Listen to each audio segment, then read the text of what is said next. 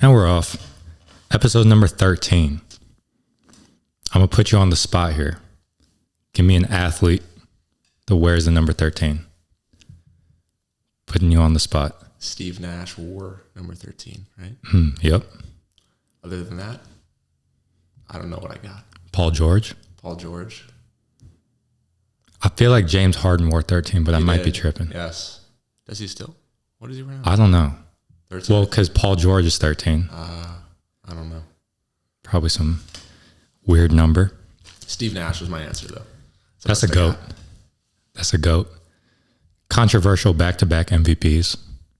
Definitely. But so let's start out with hoops. Let's do it. So high school. Let's talk about the high school you went to. So I went to St. Mary's. Great high school. We'll see how long they stick around for here. But, you know, it's definitely a very interesting thing because there's... Closer. Yeah. This way? No, towards you. To me? Definitely interesting, of course. You know, all boys, different dynamic than the public schools and whatnot. But I really enjoyed it because I think it allowed everybody to just be who they are. You know what I mean? Like, they were just themselves. Everybody came to school. Some dudes probably didn't shower. Some dudes probably put on cologne and deodorant and whatever, you know? But I think it really allowed everybody to be who they are, as opposed to, you know, you go to school, you see a girl, you know, dudes act different, whatever it may be. You know what I mean? So I think it really allowed everybody to be exactly who they are, and everybody really enjoyed that, I think. There was no, like, judgment, anything like that at all. It was just like a real brotherhood, and I really believe that with St. Mary's. And I think that's what made that school great, and I'm sure, you know, other all-boys schools, all-girls schools, whatever, kind of had that same culture in a way. I remember my junior year of college, I think it was, we had to give, it was like an argumentation class. And so the topic that was chosen for the class was like, I forget the terms they use, but like all boys school or all girls school versus like public school or whatever. And the whole class, including me, advocated for boys and girls. And at the time, I thought it was a no-brainer because I think you can like learn just like socially, you kind of learn a lot. But like as the years passed, I kind of realized like, damn, it's kind of cool just to be with dudes. And like you said, there's kind of like no distractions. Right. You're just with your boys. I think it's, we both played basketball, and, you know, whoever watches this may have played basketball or just sports in general, right? I think it's kind of like a locker room analogy could be used in a way where that's how it is, you know, like you've been in the basketball locker room at Webster, at, you know, wherever.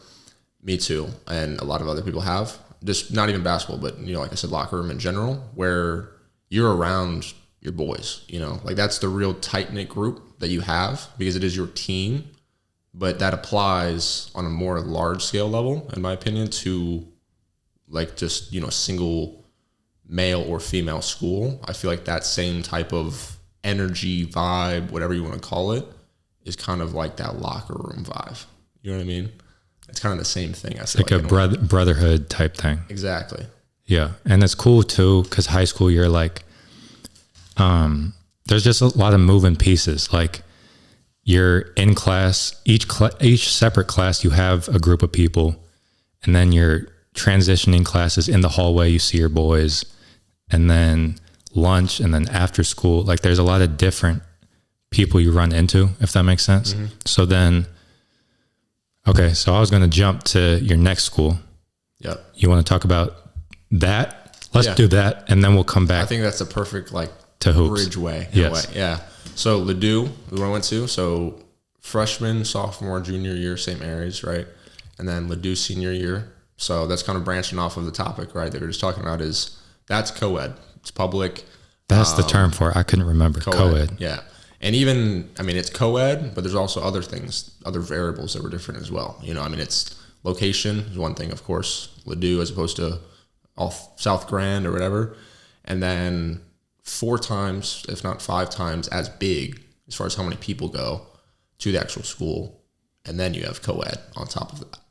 So the way that I actually tell a little story about my first day at Ladue, I think I've probably told you this many of times, but if you remember, but I get to school, they give me a little, walk through, whatever you want to call it, of here's this class, you can have this class at this hour, so on and so forth. And then it was time to go to like ACT Lab, kind of like your study, whatever you want to call it. Yeah. Different schools have their different names and whatnot.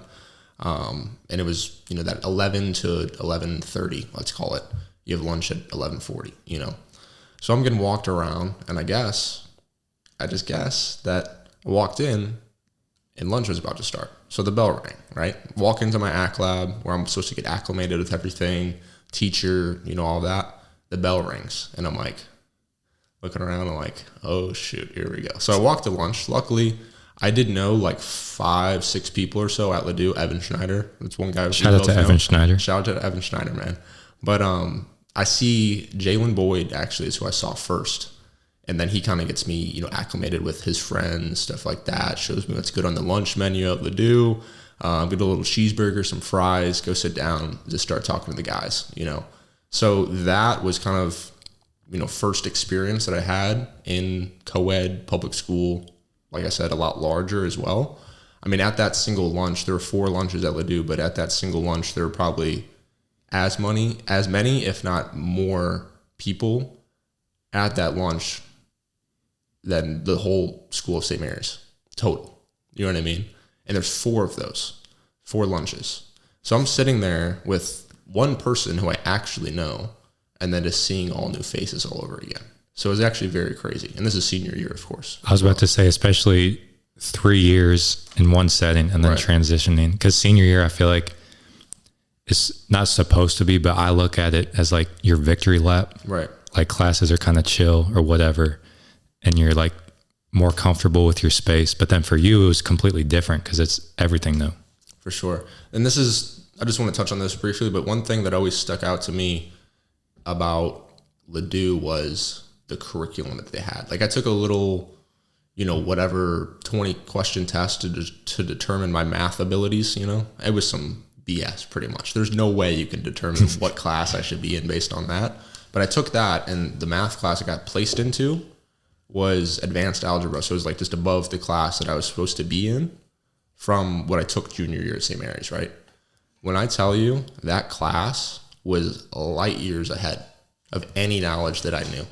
So I ended up taking the same math class at Ladue senior year that I took at St. Mary's, the same course, but it was completely different curriculum. I didn't know any of it, none. And I always thought that was very interesting because it stuck out to me with that math class, but was history like that, was science like that. You know what I mean? And like I said, I just wanted to touch on that kind of briefly, but that's always been interesting to me is that's Ladue and I went to St. Mary's, So it was like the shift in curriculum, I'm sure ACT scores, resources available, everything like that was just crazy different. You know what I mean? Like I had a counselor at Ladue who I went to, same thing at St. Mary's, but it just wasn't as tentative and resourceful and whatnot, But a counselor that worked with me and of course other individuals on helping us pursue education, athletics, whatever it may be, after we got out of Ladue. You know what I mean? So that was always like an interesting thing that I kind of picked up on was like the curriculum was completely different, completely. You touched on like the locations of the school. Obviously it's different. I think that plays a part, and that's stuff that's all above my head. I don't know much about that, if anything, but just how that affects like the resources and like what they're able to give you guys. You know what I'm saying? So sounds like socially, academically, pretty different for the most part. Let's talk about hoops. So 3 years with BT, St. Mary's. Talk about that, and then your transition to Ladue, how that was. Yeah, so for the first 3 years, we had a very good team. We obviously didn't play each other, of course, at all, being in kind of different classes, districts, whatever. But the first 3 years, great teams. The first year, my freshman year, we were very junior heavy. So I think there were like 9 or 10 juniors on the team. So kind of got, thrown in the game here and there, got my name called, and I'm sitting there like, oh, am I really getting in the game? That type of thing freshman year. But probably played like 5 or 6 games, some solid minutes here and there. But like I said, we were very junior heavy, very good squad. And then sophomore year, kind of same thing, played a little bit more minutes. Junior year, all those guys graduated, so it was kind of a step up to the plate, type of thing. That year, we lost in the state championship. My junior year, it's kind of ironic because the teams that we had freshman and sophomore year were more than likely significantly better than the team that we had junior year. But all those guys graduated. And we've talked about that before, not to go on a tangent, but the classes that came from, I don't know, let's say 2010, 2012, whatever, all the way up until, 2020, 2019, 2020, around there, were phenomenal. You know what I mean? And we can definitely touch on that a little bit more. But sophomore year, played a little bit more. Junior year, lost in the state championship. And then from there, that's my transfer to Ladue senior year. So culture is one thing that I've talked about a little bit, with the school. And that definitely, obviously you're playing with your classmates and whatever on your team. So that definitely transitioned, with basketball as well. It's the same thing. As far as the culture was definitely different. St. Mary's was very run and gun, press, 90 feet the whole game, get up in their face, pretty much just causing havoc in a way. You know what I mean? That's what Coach Turner actually always said, is we needed to cause havoc. We need to be pressuring the ball, everything like that, causing steals, playing in transition. So it was kind of that style. And then at Ladue senior year, say there's, I don't know how many possessions. Do you know how many possessions are in an average basketball game? Let's say there's 100 just for this easy example. math. 100, yeah. Mm-hmm. I'd say 85 to 90 possessions at Ladue. There was a set play called from the sideline every single time down the floor. So going from, hey, we're pressing 90 feet, you're getting steals, we're throwing lobs, whatever it may be, and we're pressing again immediately after a made basket, to 40, 45, 50 points scored in a total game because of how slow the pace was. And even practice was that same way. It's just practice how you play, like St. Mary's was very gung-ho, balls to the wall, and Ladue was very structured, organized. You know what I mean? So I think that was one thing that was a very interesting dynamic to me as well. But at the end of the day, basketball is just like any other sport. You kind of have to run with the dogs that you got, So at Ladue, we didn't have a full...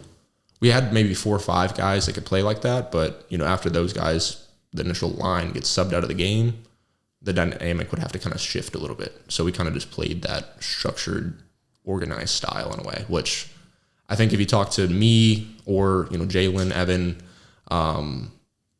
some of the better guys on the team, I think that we would have told you, and I'll still tell you today, that we had enough talent so where if we would have just win and played, I personally think that we maybe could have done a little bit better, as crazy as it says, as crazy as it sounds. But I think that we could have done a little bit better, possibly.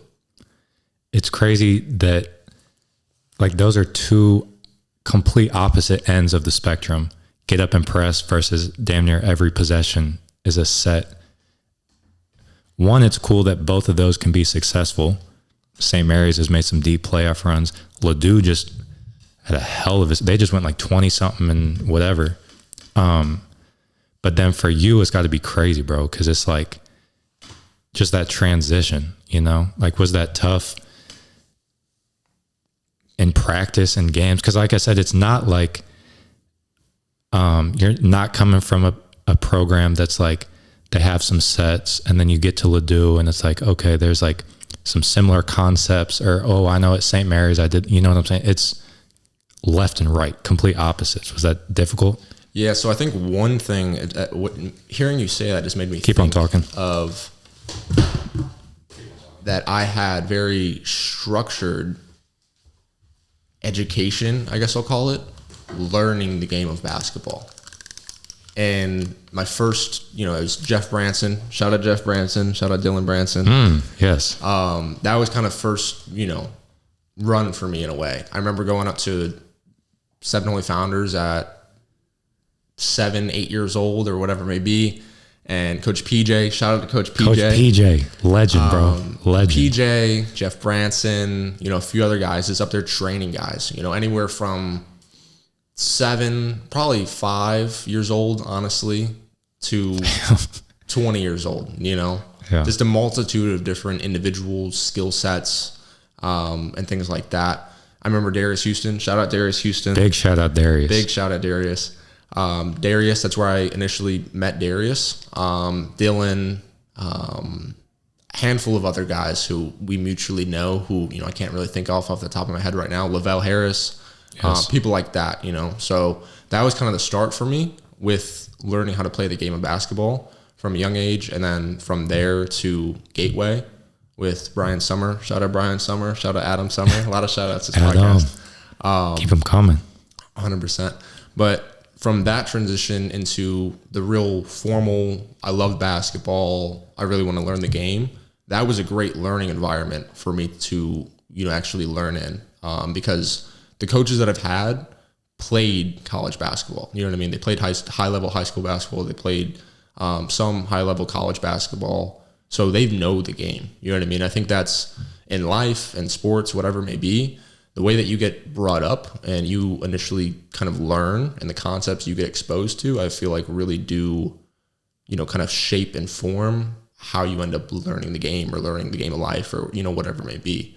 So I think for me, I played at St. Mary's and there wasn't a lot of X's and O's and things like that while we were playing, but I already had that kind of structure and organization in my mind of how to play the game of basketball from the club setting, So I think that transition to Ladue was, in a way, good for me because of that structure and whatnot. Like I said, I personally don't like playing like that, like we're looking at the coach to call 3, or whatever, every time up the floor to know what play we're running.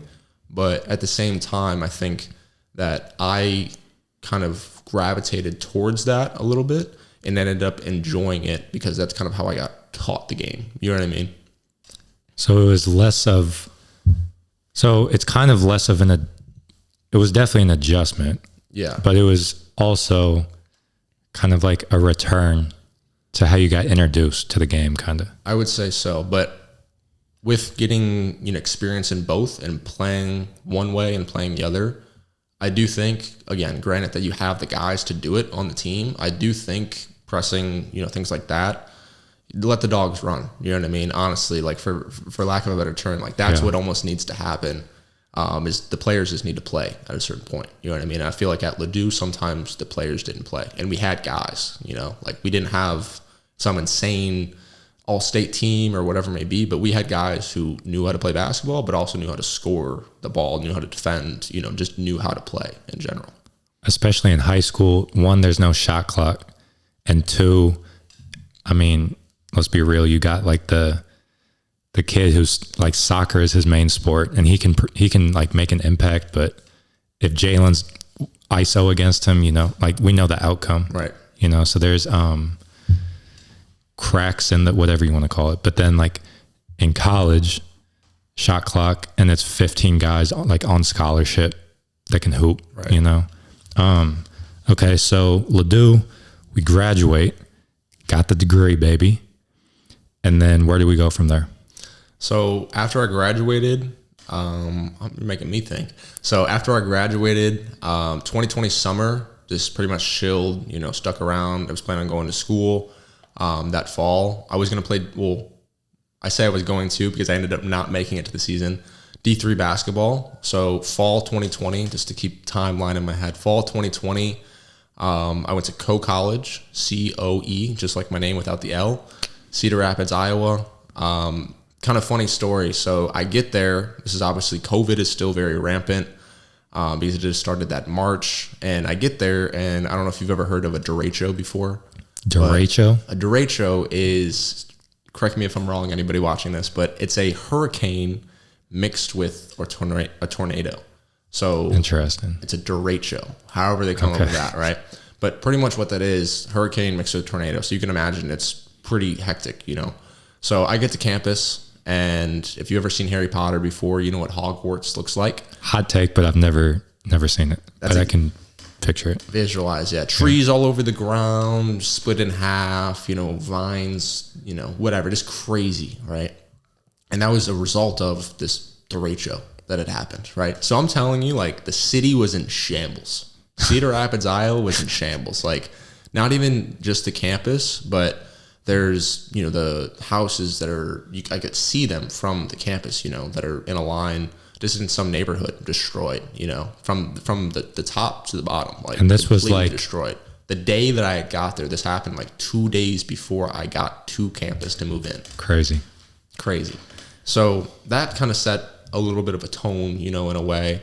I'd already had thoughts even before graduating high school, of, do I want to go to college? Do I really see myself pursuing a degree? What do I want to do? All the normal thoughts that an 18-year-old has, getting thrown into the fire pit at 18 years old of life. But pretty much from there, I quickly realized that I didn't want to be there.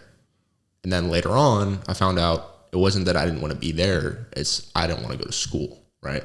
Which a little, future pacing, but get back to where we were. So co-college, I made it till I think it was like late November, and men's basketball is obviously in the winter. It's a winter sport. So it was literally about to start in 2-3 weeks, but I just dropped.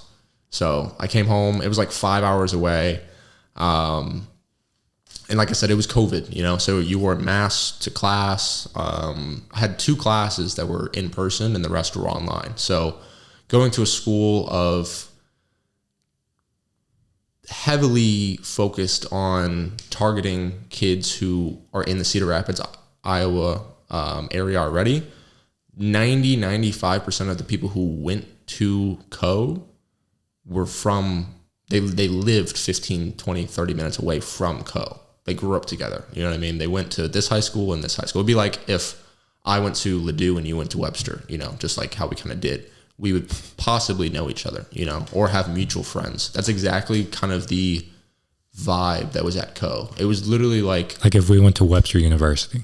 Yes. Both of us, yeah. Exactly right. That's a great point.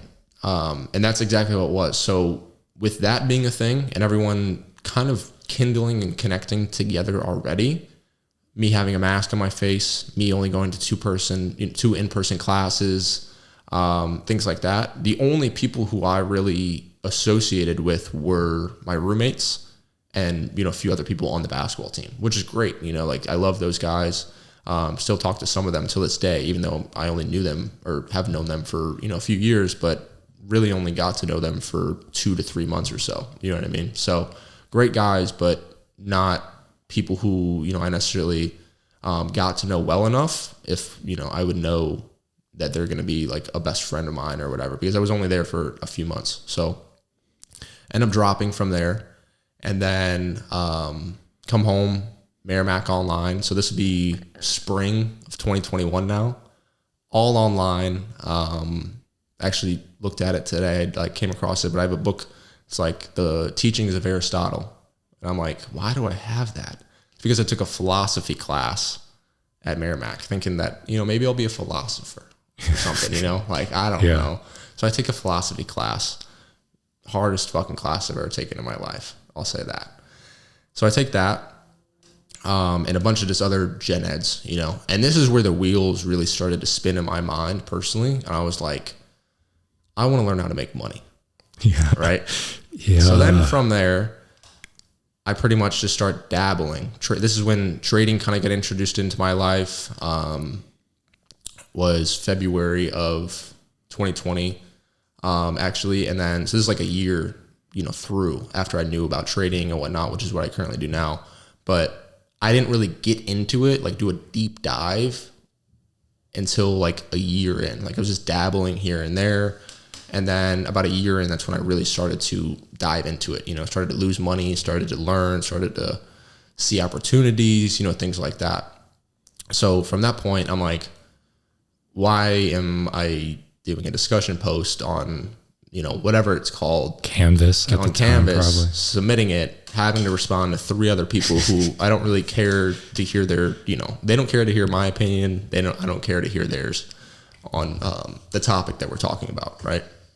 So the gen eds really got me because that's all it was at Merrimack. You know, it's a community college, so it was like gen eds. You can only go there for, 2 years or whatever. So the wheels are starting to spin, and I'm like, I want to learn how to make money. So then I dropped from there. Didn't even make it through the full semester. I've gone to 3 different schools, 3 different semesters of college, and never have completed a single semester of college in my life. 3 different colleges? Merrimack, Merrimack, and then fall of 2021, Missouri State. That's right. I forgot about that. Yeah. Okay. So Missouri State then from Merrimack. So spring 2021, and then all the way through the summer, just kind of working, doing whatever, trying to figure things out, just like everybody else. And then fall 2021, I went to Missouri State, roomed with Mohammed Wada. Shout out Mohammed Wada. Mohammed. So roomed with him, just in a dorm, same kind of thing. And this time around, I was very heavily invested into education, getting informed on how to trade properly, things like that, just ways to make money, but it was very hyper focused on the stock market, the options market specifically. So started to trade, and Muhammad would tell you this, it's so funny, but I would skip math class at 8:30 a.m. on Monday, Wednesdays, and Fridays, and skip every other class that I had as well. About a weekend. So I get to Mo State, and I'm there for a week, and just start skipping classes. And I'm like, what am I doing? What am I doing here right now? We're going to, the day-to-day routine was wake up, debate going to class, 10 minutes beforehand, decide I'm going to skip it, do whatever, during the day.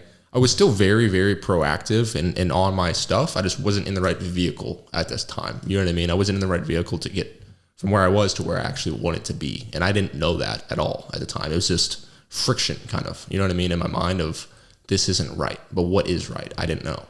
So just trying to figure things out. This is when I started to heavily get invested into reading. So I started to read, just become a learner. You know what I mean?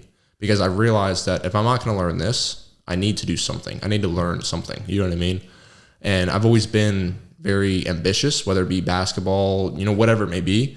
And I really do think that getting in that vehicle, the vehicle I'm in now, trading, is where I need to be personally. And I think that's a big thing with people in general, is getting in the right vehicle to get where they want to be. Because I think a lot of people work very, very, very hard their whole life, but people aren't in the right vehicle. I don't know if you've ever heard the saying, it's not about what boat you're in, or it's not about how hard you row, it's about what boat you're in. That's pretty much what I'm saying. You know what I mean? Like, there's people who row harder than hell their entire life and barely have a retirement or whatever at 60 years old. You know what I mean? But those people more than likely have put in more man hours, have worked with their hands and feet harder than a lot of millionaires, billionaires, things like that in the world. So, not to go on a little tangent there, but that's what you're here for, man. Yeah, Missouri State, time there was about the same thing as Co's, like 2 months or so. And then I ended up contacting my counselor. Before I told my parents anything, I dropped out. Nice. And I had, the craziest part too is I get home from that point, early December 2021. I'm just like, what am I doing? You know what I mean? Like, I've gone to 3 different schools. I thought I wanted to play basketball. Come to find out that I love basketball, but I was in reality a D3 athlete. You know what I mean? So if I was going to play basketball, it wasn't like I was there for basketball. You know what I mean? Basketball is just a thing that I did, but I was there to learn and to get my degree. You know what I mean? It's a little different if I would have played at Duke or Kentucky or whatever. Yeah. But I was at a D3 school, and it helped pay for school, but it wasn't why I was there. You know what I mean? But in my mind, I was like, I want to play basketball. So I made decisions, things like that, off of I want to play basketball. Come to find out, maybe I don't know if I do or do not, but I never experienced what it was like to be a college athlete. And that's a grind. You know what I mean? And you obviously have experienced that.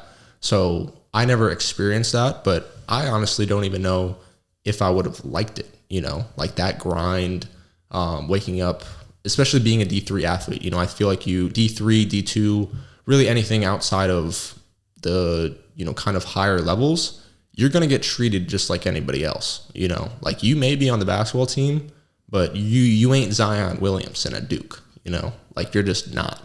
So I feel like you get treated just like everybody else kind of, and it really does become something that you have to have love for the game for. You know what I mean? Like if you're going to play, you have to have love for the game. So that's kind of to Merrimack and then Most State. So that kind of brings us to just being back at home and ultimately just figuring things out. So there'll be like early 2020 is kind of where I just left off on. It's crazy that, let's put basketball aside, that so when we graduate high school, we're like 18, and then we have to make this decision about the next step. And it's kind of a big deal, kind of, you know, like that step, obviously you can kind of retract, like you go here, like perfect example, sitting in front of me, put your toes in the water, find out you don't like it, come back, you know what I'm saying? So it's not like life altering, but you're 18 trying to make, I mean, bro, an expensive decision. 100%. College costs a lot of money. Then you throw basketball on top of it. You thought you wanted to play basketball, and that played a major part in the decision, you know? And so then it's like, well, you get there and then there's the variable of basketball. Okay, well, maybe this isn't for me. It's a grind, whatever it is. And then it's the school part. And just being that young is crazy to me, that like you have to make that decision. 100%. So, I mean, you mentioned that when you got to you, first of all, that vehicle is super important. Yeah. Cause I was the same way. Like I was like B's and C's, and I thought it was like a self-identity thing. Like, wow, I'm lazy or whatever it is. Cause I didn't want to study. But to your point, I was just in the wrong vehicle. I was doing the wrong thing. With what I'm doing now, shit, I'm locked in. Exactly. Like you said, you started reading and stuff like that. So then you mentioned at that you kind of realized that school like just wasn't the move. Yeah. So then what's like the mindset to go to 2 other schools after that? It was let me give this thing a try, a real good try. So I know 2 years, 5 years, whatever down the line, that I at least tried. You know what I mean? And I can sit here and say that I genuinely did try, you know, but towards the end at Most State or whatever, you know, literally I'm sitting there like I have a page or 2-page paper that is double spaced. Like it ain't that hard, you know, and I can't even wrap my mind around typing my fingers to do it. And I remember like 5 papers, paid $30 or whatever to get it written. I'm like, we're working backwards at this point. You know what I mean? Like, what am I really doing here? Because it's like small scale, those are 5 papers, but if I were to continue doing that, whether it was paying people or just not even doing the work, you know, in general, obviously that just later on down the line wouldn't pan out in school, you know? Like eventually I would have to go take a test over material that I should have learned, whatever it may be, and I just wasn't there, you know? I'd never applied myself or implemented anything that I learned, you know? Like math was the first class that I started skipping, and there's 2 things to that. One, I hate math, okay? Like that type of, like algebra, you know, trigonometry, all that type of math. There's certain math that I do like, but that type of math that is usually taught in school, I don't even understand it, to be honest with you. Like if you were to put an algebra 2 problem in front of me and say, factor out this equation or, you know, whatever, there's no chance. PTSD. Like, no chance at all. But, yeah, it was kind of just like a thing where I realized I didn't like it, but I had to give it a shot, you know? And ultimately, I think one thing we can kind of touch on as well is that pressure from external forces, whether it be your parents or, you know, it's just what you do. You just go to school. You know what I mean? If you have the ability to, you have, resources, whatever, take out a loan, go learn what you want to learn, whatever, right? Like, it's just what we do as humans. That's the structure of education, supposedly. But pretty much from there, I just realized that there's more out there. I started to like see things, meet certain people and things like that. And then ultimately just realized that school wasn't the single and only route, like it's not the golden route to get to where you want to go or whatever. I always tell my friends, like, now that I've dropped out, kind of do what I do and whatever. I do have a lot of friends who will say, like, I want to drop out too or whatever. But at the same time, this year, next 3 weeks from now, if I was in school, I would be graduating college if I was on track. So these are friends of mine who I went to high school with, who graduated with me or whatever.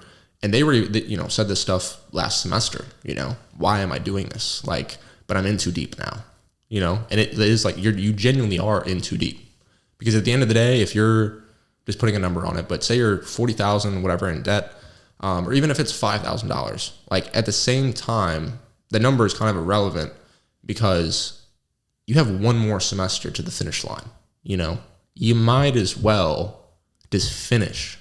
And then if for whatever reason, 5 years down the line, 10 years down the line, you have some big regret that's keeping you up at night that you went to school for 4 years and got your degree, then it is what it is. But more than likely you won't, you know what I mean? And that's what I always told them is like, I'm not, the wisest person or whatever, but if you spent this money, time, and effort for 3.5 years going to this school and pursuing this certain thing, wouldn't it make sense to complete the last 15% of what you need to do? You know what I mean?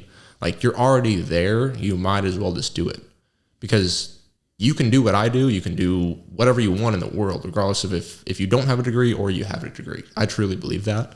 But having a degree in some certain niche fields helps you vastly, as opposed to if you don't have one. Like, in reality, becoming a neurosurgeon or, something like that, you're going to have to go to school, Like, I can't come to pay $10,000 or whatever to go to some class to learn how to become a neurosurgeon in 8 weeks, or even 6 months or a year. It just doesn't exist. I think in the future, how we've kind of talked about before, education, I do think, will shift. But for right now, like lawyer, doctor, things like that, like, you have to go a certain route. You know what I mean? So for me, it was just like a realization that there's more out there, I guess, in a way. I think it's crazy too that from however old you are, when you're in like kindergarten, maybe, you're like, it's just like automatically kind of accepted that like you get good grades so you can go to a good college, so you can get a good job. From that young, it's kind of just part of what we think is our reality. And so then my thing is, that being said, once you get to high school and then you're in your position where it's like, well, I'm not really feeling college, might not be the move.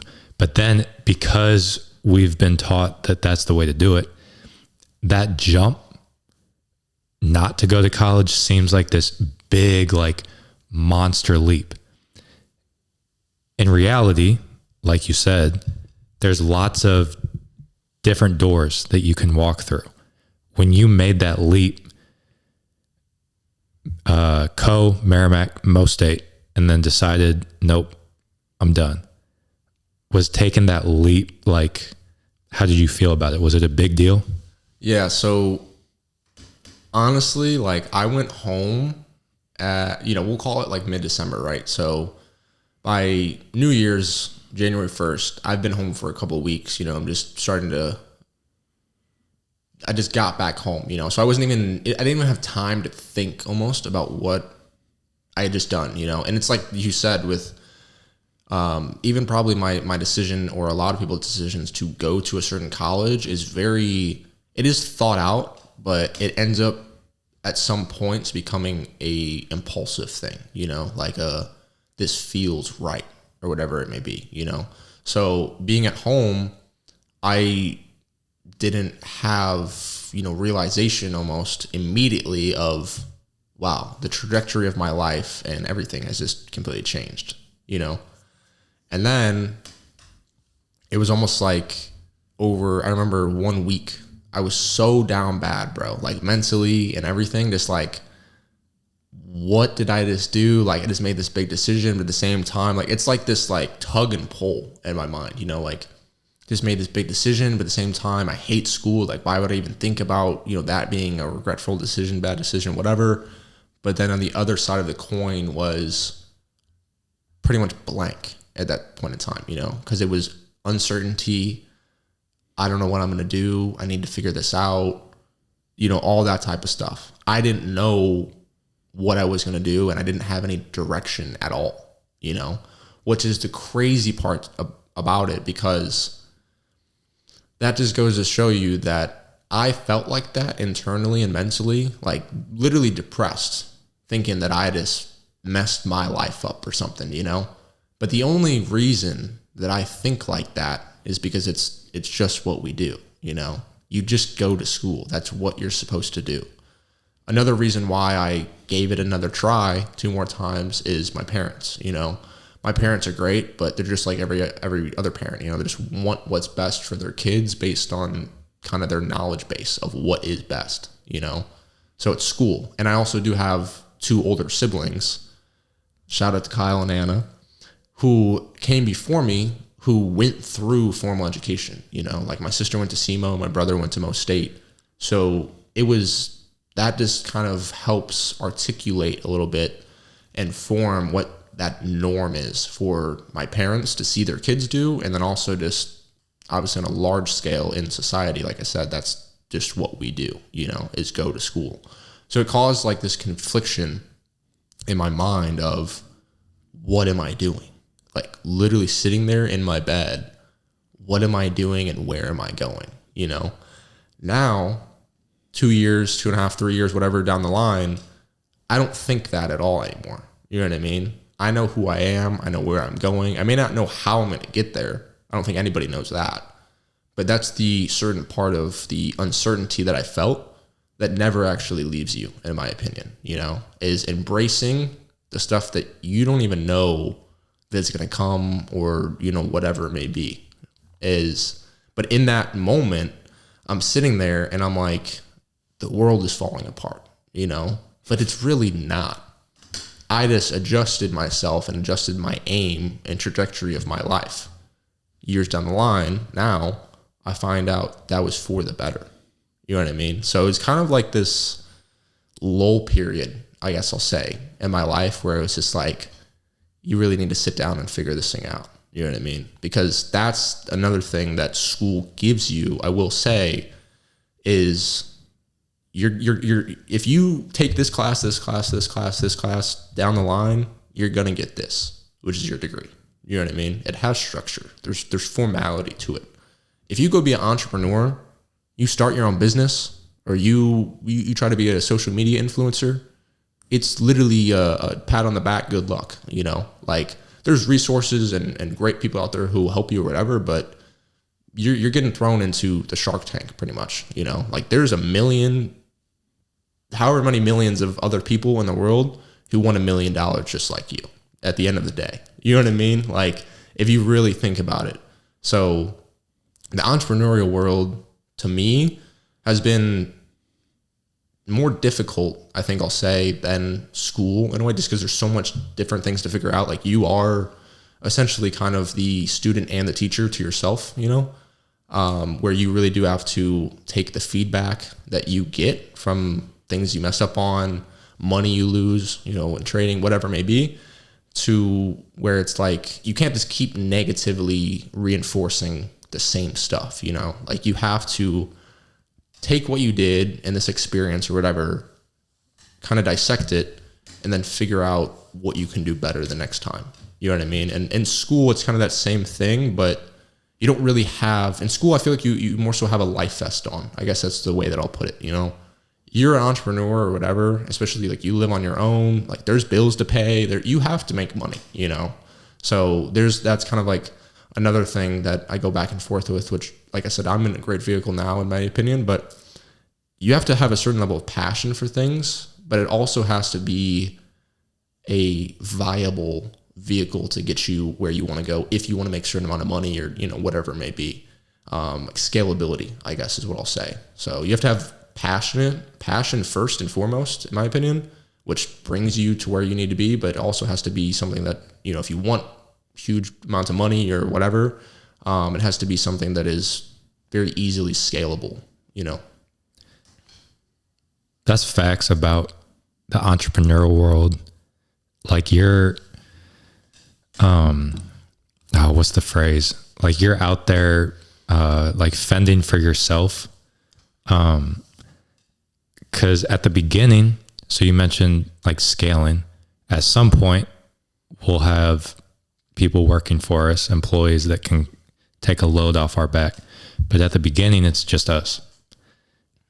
What I noticed in my journey was like throughout college, it's not like high school where you're in class for 7 hours.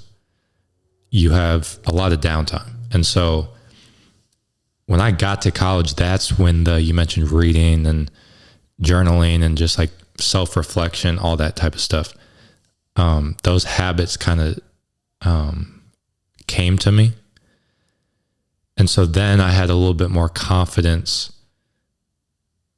jumping into this world because I knew like what I'm capable of. But it's facts, bro. Like if you want to scroll on YouTube instead of whatever, read or whatever the next best option is, like that's on you. You know what I'm saying? So like the entrepreneurial world, you have to hold yourself accountable. And like you said, school kind of has like this life vest to it. For sure. And I think one thing that's crazy, that's always been crazy to me too, that I attribute, and I've told you before, is attribute to my success is being in the right vehicle, but also meeting the right people that won't tell you you're crazy for doing it. Like because trading, whatever it may be, podcast, basketball training, whatever it is, starting your own business in general is non-traditional, honestly. Like this, I don't know what the statistic on that would be, but out of every 10 people, I'm sure 1-2 people try even the smallest bit to start their own business in their entire lifetime. You know what I mean? I feel like a lot of people just don't ever try, and then obviously that for the people who actually make it is probably that cut in hundreds or whatever, but I think it's very interesting because that's one thing that I say all the time is I have great friends, I have brothers, I have sisters, whatever. I use sisters in the, sense of friends, that will help me, that will hold me accountable, that check in on me, that are supportive, things like that. And won't call me crazy or whatever it may be for saying that I want to make $1 million a month. Like there's certain people out there who their mind can't even gravitate or process, what that would feel like, look like. I don't know what it would look like because I've never done it, but they can't even fathom, is the word I was looking for, what it would actually be like if that was their life.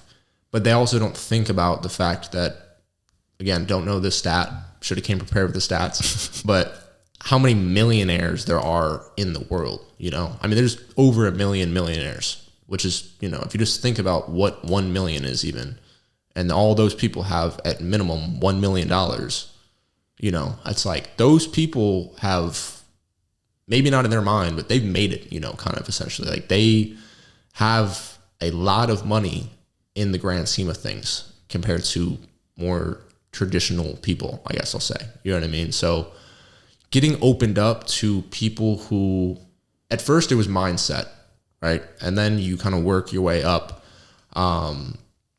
as far as like making X amount of money a month or whatever. Because like I said, it's very hard to even imagine what that would look like, or that's a scam or whatever it may be, until you actually do it yourself, or you have somebody very close to you who does it, and you see it, you know what I mean? Like, well, I guess we'll eventually talk about Vegas and whatnot, but I have some very good sauce and stories from there for sure that I could share. So that's kind of what I'm speaking about, though, is, you know, that group of people who I ended up acclimating myself with, associating with in Vegas, were people who, one, have great mindsets, but two, you know, make a lot of money because of that kind of initial mindset thing and whatnot. I'm very big on the whole mindset thing for sure, because I think I've realized as I've got older, but it really is about who you are and what you do. I posted on my Instagram story like 2 days ago, man, you can apply this to man or woman, but man makes and unmakes himself, which is completely true, because maybe not what you do tonight or tomorrow, you know, that might not affect or define the trajectory of your life. But if you were to lay in your bed all day tomorrow and you did that for 100 days straight, you would still be Malky, right? But you wouldn't be who you are sitting in front of me right now. You know what I mean? Your passion, your ambition, whatever would probably die. You would feel like a sack of shit because you're not doing anything, of course. But also, if the flip side of that is, if you do, you know, if you have a list of to-dos or whatever for the day and you knock those out every single day, and they're super progressive and productive activities and things like that you're doing day to day, over that same 100 days, you're gonna go in the completely other direction. You know what I mean? Like, for me personally, the way that I think is, I was at here, right? Which we'll just say, to give it a timeline, this is when I got home from Mo State, right? The most down, whatever I've been in my whole life, what is wrong with me, you know, what am I doing? Where am I gonna go? All these types of things, to where I'm at now. You know, I'm happy, make good money, have a loving family, have loving friends, you know, praise be to Allah.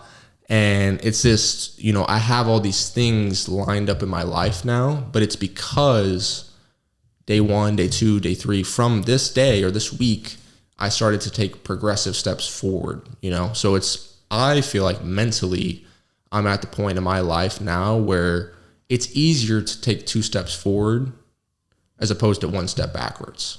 So the amount of pretty much hard work almost that I would have to do and shooting myself in the foot over and over and over again to get back to here would be crazy, you know? I mean, I have to go through a whole like paradigm shift almost of mindset and things like that to get back to where I was. And I think that's the beautiful thing about it, is as soon as you switch your mindset to, you know, whatever you need to do to kind of get yourself going in the morning, wake up and smile in the mirror, whatever you need to do. Once you start having that mindset and realizing that at the end of the day, you just need to do what you know you need to do. You know what I mean? Like, and the thing is, if nothing changes, nothing changes, you know? So like, if you don't, and that's literally saying that if you don't change what you do, who you are is never going to change as well. You're going to think the same thoughts. You're going to repeat the same patterns every day, everything, you know? Like, I've cut out a lot in my life. We've kind of talked about, you know, sacrificing certain fun and, you know, whatever may be, substances, whatever, right? Clear mind, clear heart, clear focus. That's how, you know, kind of where I'm at now in life. So I think it's crazy that, you know, over a certain amount of time, if you do take those, you know, conscious steps forward, it will get to the point where it's harder to take steps backwards as it is to stay stagnant or to, you know, continue to actually progress. Because it definitely takes more effort to get the ball rolling, to go from an example, scrolling on Instagram versus reading, right? For example, it's hard at the beginning, but then after a certain point, the ball gets rolling. It's just a habit. So like you said, it's even harder to go backwards. Alex Hormozi has a quote. I'd forget it, but it was something along the lines of like, being successful is something along the lines of like just doing the really boring stuff day after day, something like that. But it's the idea of like the 1% add up. You can sit lay in the bed all day for a day, you won't notice a difference, but it's like the compound interest type thing. 100%.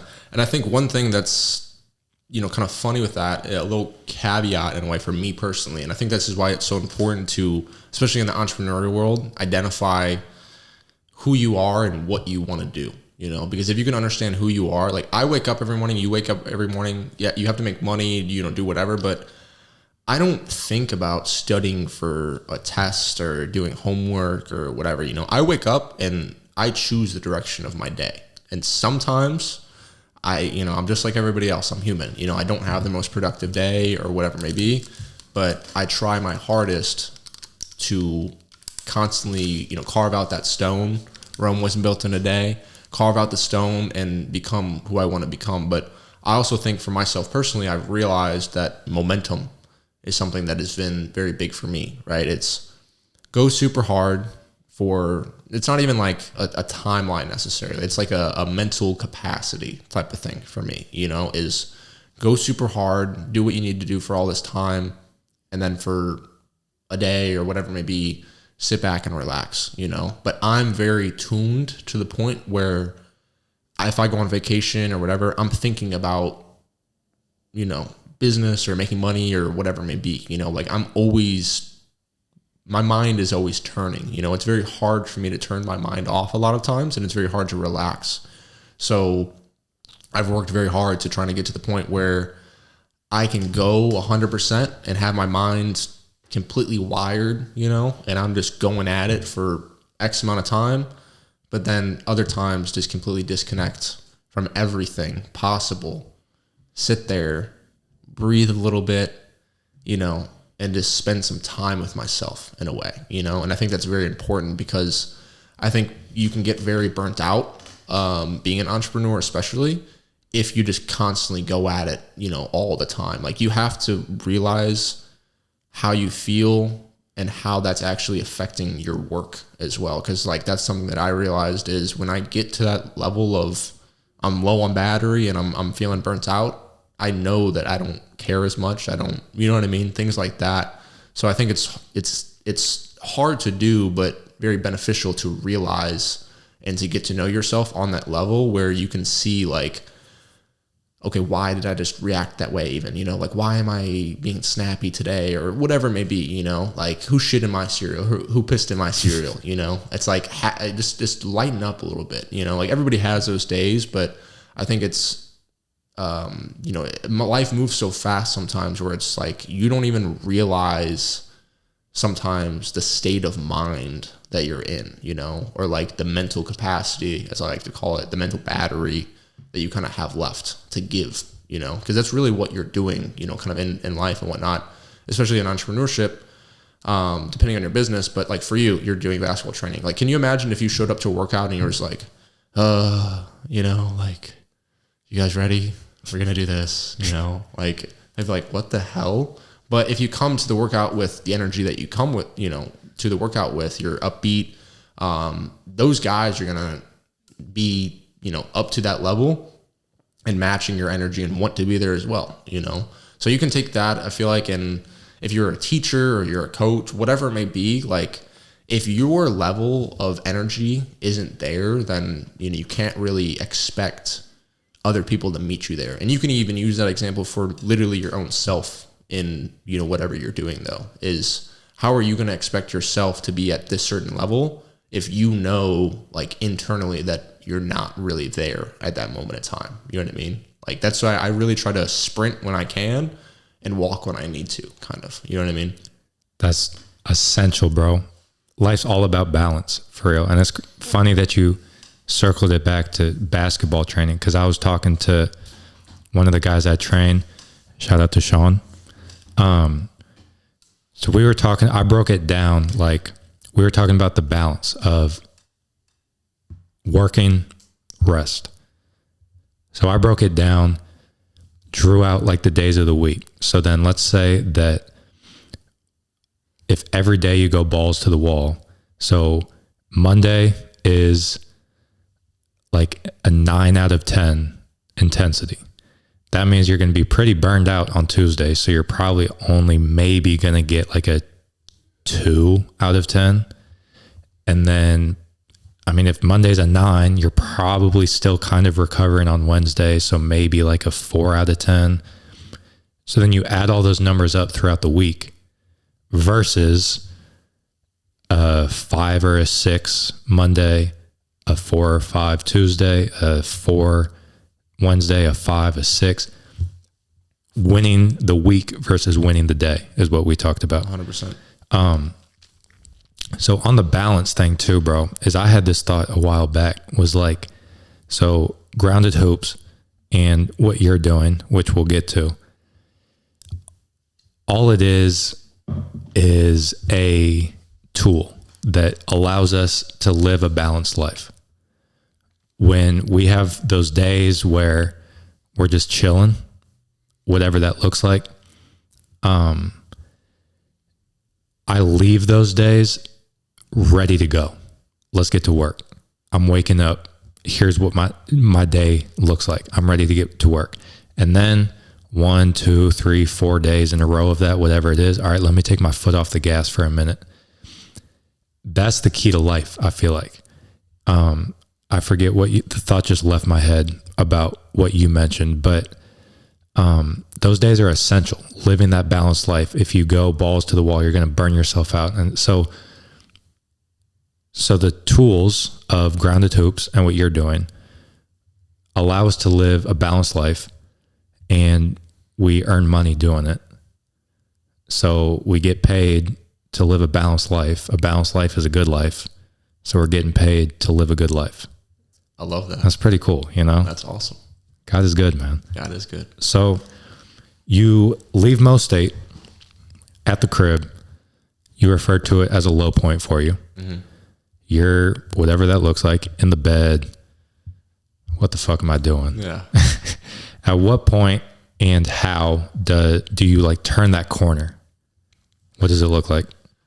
So pretty much that summer, just working, things like that. And then a little bit before this, I had met my friend Bryson. Shout out Bryson Blocker. Huge shout out Bryson Blocker, who honestly kind of helped me change, I should say, the trajectory of my life, essentially. And my mindset, everything like that. So I met him at a high school party, and then eventually just, started to, I followed him on Instagram. That's what it was, actually. I followed him on Instagram, and he had, let's say 10, 15 or so posts.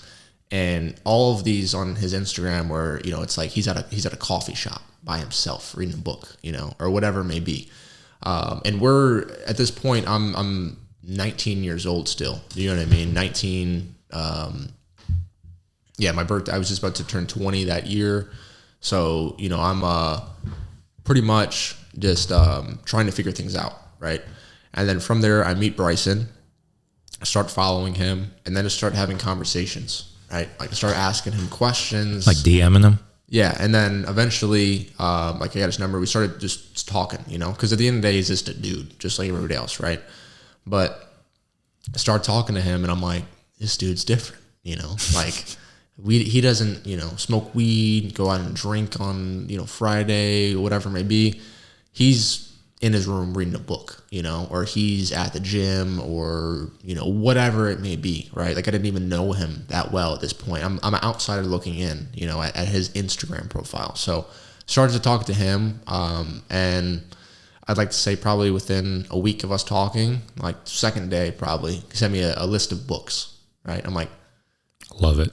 Never had that happen to me before from, at this point, like I said, kind of just a stranger, So, and then from that point, I'm like, I'm going to read these books, right? So start buying the books, and, he kind of pointed out a few of his favorites and whatnot. So those are the ones that I kind of started with. It was like legitimately 150 books in this list, right? So he kind of pointed out. Might need that. Right. His favorite ones to me and whatnot. Started reading those from there, and then we would talk about them as well. What are some of the books? So, Breaking the Habits of Being Yourself, Dr. Joe Dispenza, that's one book. What is it? 7 Habits of Highly Effective People. That's another really good one. The Power of Now. I've actually reread that book like a ton of times. The Richest Man in Babylon is a really good book. I don't know if you've read that before.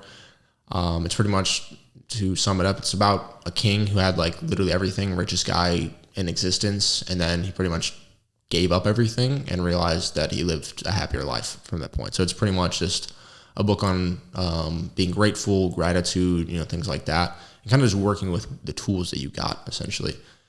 Think and Grow Rich is probably one of my favorite books ever.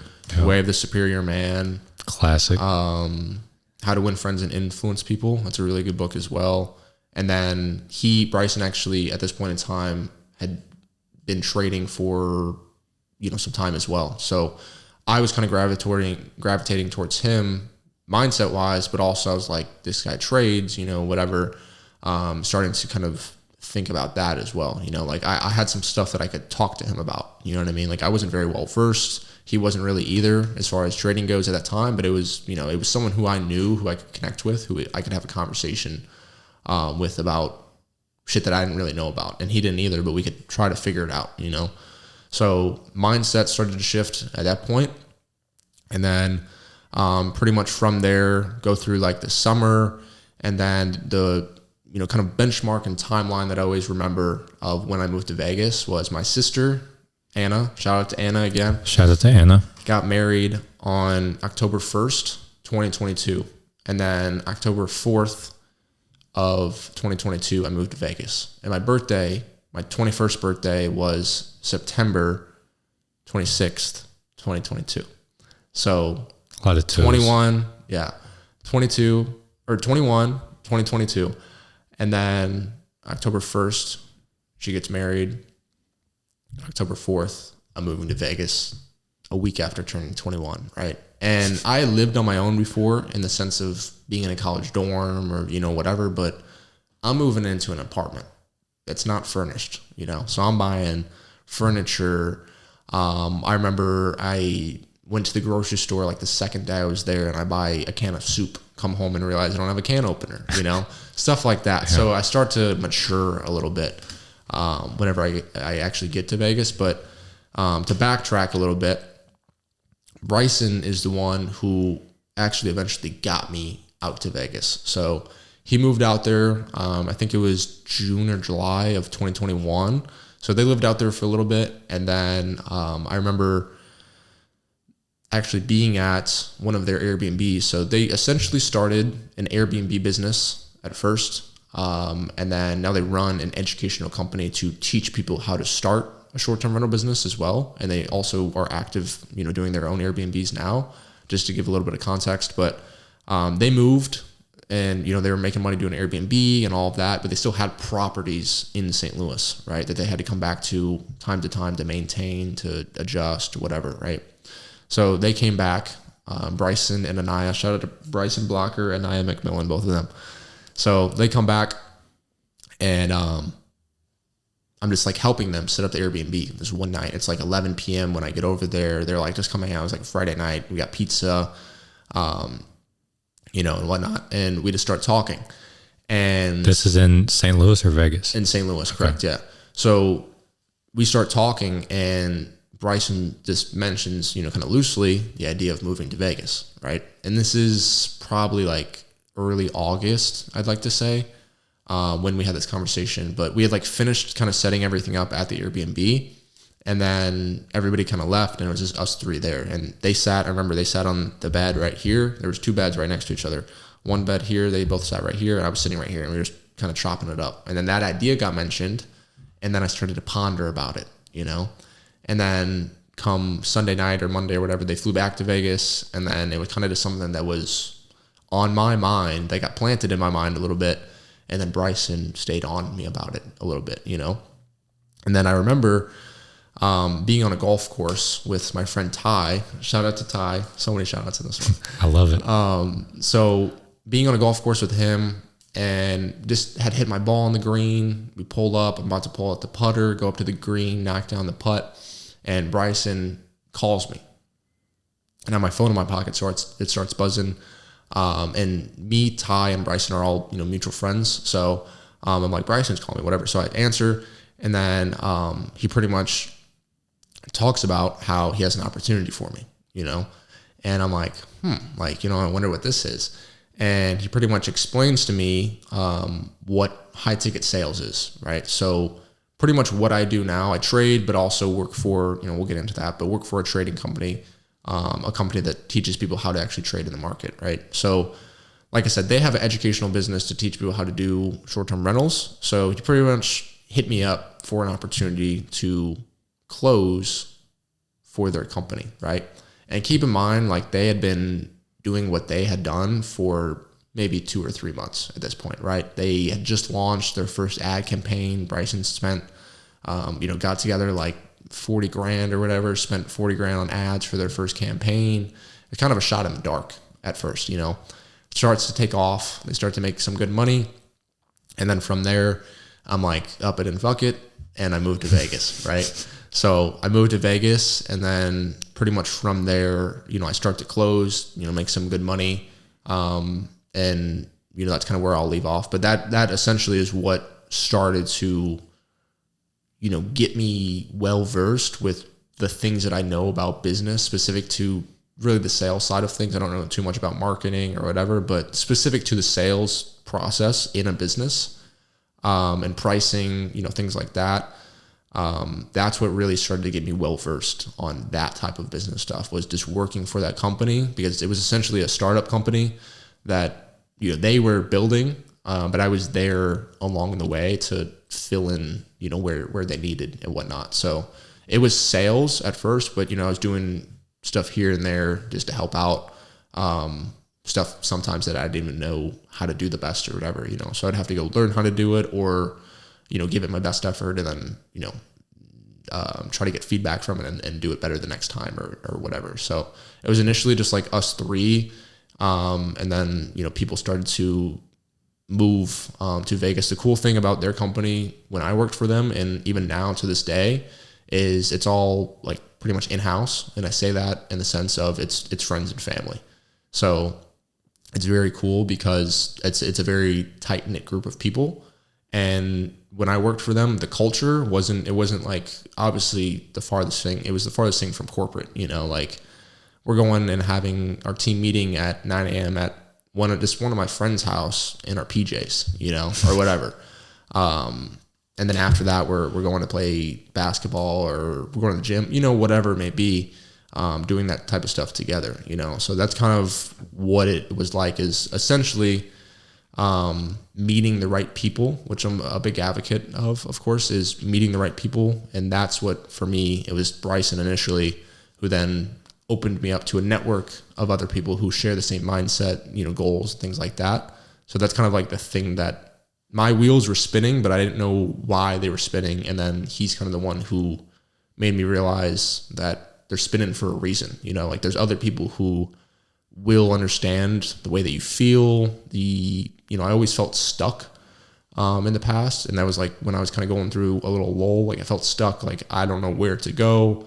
I didn't even know if I was moving forward or backwards almost. You know what I mean? So meeting him like essentially helped me get confident that, I can do literally whatever I want, which I've always felt that way. But, really made me realize that I can do it. You can do it. Whoever can do it, regardless of what you want to do. So that was kind of the Bryson is kind of a bridge in my life, in a way to get me over the hump, I guess, is what I'll say. And that hump is, what I was dealing with from dropping out of school, thinking that I'm a failure or, whatever it may be. During that period, you referred to it as like, it felt like a blank slate, and it definitely can kind of be scary or whatever, but it allows you to make the decision, fuck it, I'm gonna move to Vegas. Yeah. That unknown can be scary, but also it like sets us up for pretty cool things. And I also think, unrelated to that, I think it's cool that, so when you guys were on the beds, just chopping it up, planting the seed to move to Vegas, that like, because earlier you kind of referred to just like man, what was it? Man makes and unmakes himself. Mm-hmm. So I kind of take that as like your character, your personality, like how you show up in the world.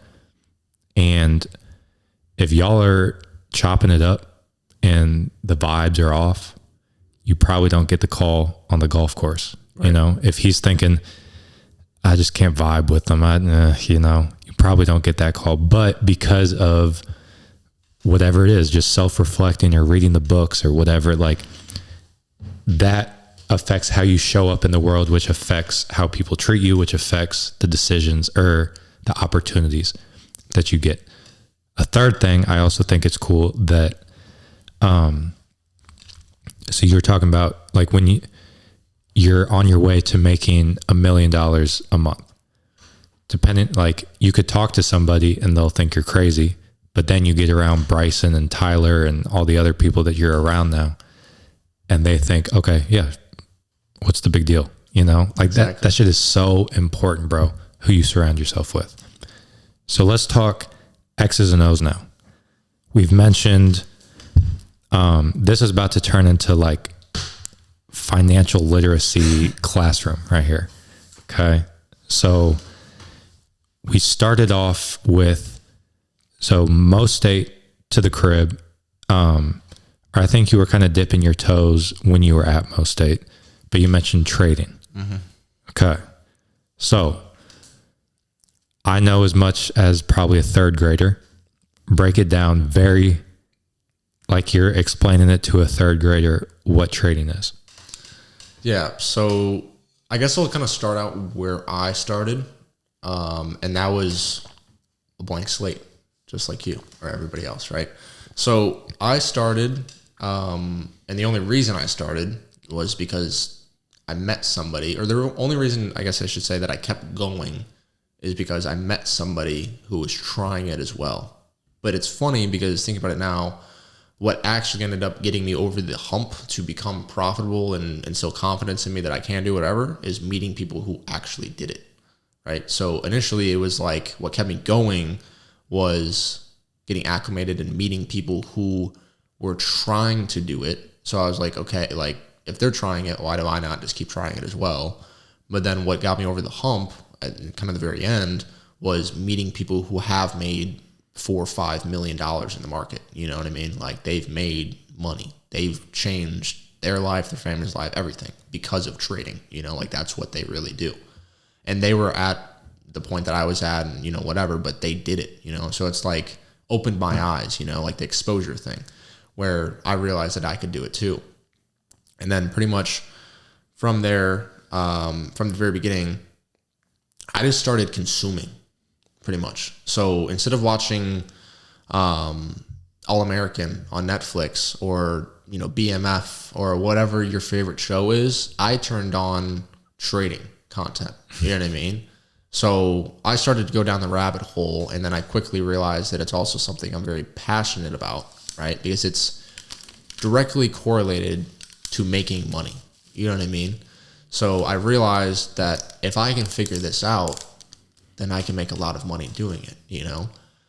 But it's very, very difficult. And when I first started, it was just consuming information. But where I started and where I'm at now, as far as trading, like I still trade. Trading is trading, but I trade in a completely different market, right? So to start out, trading is obviously the buying and selling of stock, options, Forex, crypto. It doesn't matter what it is. You know what I mean? So a company is public.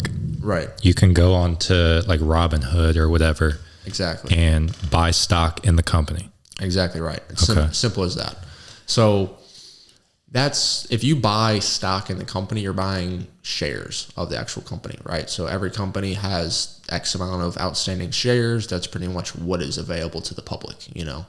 So that's trading shares. And that's where I started. I started trading penny stocks. So it was just like trading companies that I didn't even know their fundamentals. I didn't know what they did in the real world, nothing like that at all. I just traded them because the money that I had at that time was best, in my mind at least, was best suited in cheap stuff, you know, because I can buy a lot of it, you know, and things like that, right? So it's literally like I'd buy 20 to at most maybe $1 or $2 stock because that's the money that I had, you know. It's like, what do I look like going to buy a share of Apple that trades at $150 or whatever, you know? Like if you only have $1,500, you're only getting 10 shares, you know? So it's like there's not much money to make there. But that's what I first started in, was trading shares. And unless you have like millions of dollars, trading shares of actual companies is pretty hard to make a return from.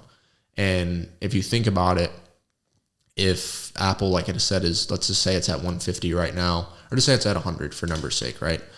And you had 100 grand, you would be able to buy 1,000 shares of that, right? So it's 1,000 times 100 would be 100,000, but Apple would have to move, if it moved $1, so 100 to 101, you would only make $1,000. Not only, but keep in mind you're playing with $100,000 in the position, and it would need to move $1 for you to make $1,000, because the dollar move times 1,000 shares would be $1,000, right?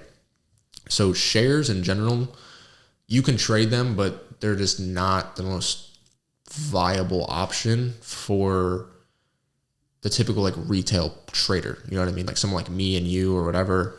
Like say you make $5,000 a month and you're putting $1,000 a month into your account. Think about how long it would take you to get to. I mean, the average person doesn't even save $100,000 anyways, much less to trade with it. You know what I mean? So options are what I got into next from there. So before we get into that, so trading would be I buy a stock and then it goes up in price and that's when I sell it. Yeah. So if you're buying shares, it's as simple as you bought it at $100, it's at 101, you're up $1 per share. So that's where the math comes in, $1 times 1,000 times however many shares you have, But options are a completely different ballgame, right? Okay. Let's get into it, baby. It's a little bit hard for me to explain sometimes just because it's honestly like very easy whenever there's a visual. But okay, the easiest way to explain it is there's calls and there's puts, all right? So if you're buying calls, I use the term betting very loosely, but you're anticipating is a better word. Okay. Anticipating that the stock is going to go up. So we'll just use the same example, Apple. You can buy Apple shares or you can buy Apple options contracts. So options contracts, correct. Okay. Yes, sir. So all options have two things that make up the price of them. So there's intrinsic value and extrinsic value. Intrinsic value on a call option, anticipating it's going to go up, is valued based on where the stock price is relative to where you bought it at. So if you bought it $100 and it's at $105, your option contract would have gained value intrinsically because it's going in the direction that you bought it to go, right? Because you bought calls. You're anticipating betting on it going up. So your contract... Calls is like betting. No, calls is just the calls and puts are just direction. So okay, calls you're anticipating / betting on the stock going up. Puts you're anticipating / betting on the stock going down. Gotcha. So you can buy either or, depending on what you're seeing on the chart. Like if you think it's going to go down, obviously you wouldn't buy calls. So with calls. With that example, like I said, it's you bought at $100 and it's at 105 now. So you're up $5 in share price. So intrinsically, that option is valued at a higher price now because it's rose in value. The share price has rose in value. I'm sure you're seeing already, like it's pretty intricate kind of as far as like how I always think about the most simplistic way to explain it, but intrinsically, it's gone up. So the call contract, the call option has gained value because of that. And then there's also extrinsic value in options as well, in calls and puts, which is obviously intrinsic. If you think about yourself, like intrinsic could be your intrinsic values that you have, like those are things that you hold dear to yourself, what you believe in, whatever. And extrinsic would be anything outside of yourself, right? So in for contracts, it's the same thing. So time is one thing that heavily affects the price of options. So you can buy 0 day till expiration, 1 day till expiration, weekly expirations, month-long expirations, so on and so forth, right? But pretty much what that means is on this specified date, which is called the strike price. The strike price is the date that the option is going to expire.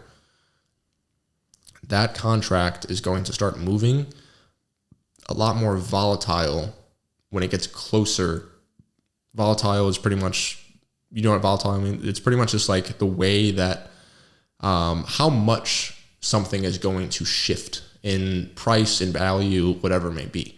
So the higher the volatility is on a given stock or whatever, the more up and down and, you know, wavy and just risky, honestly, it is.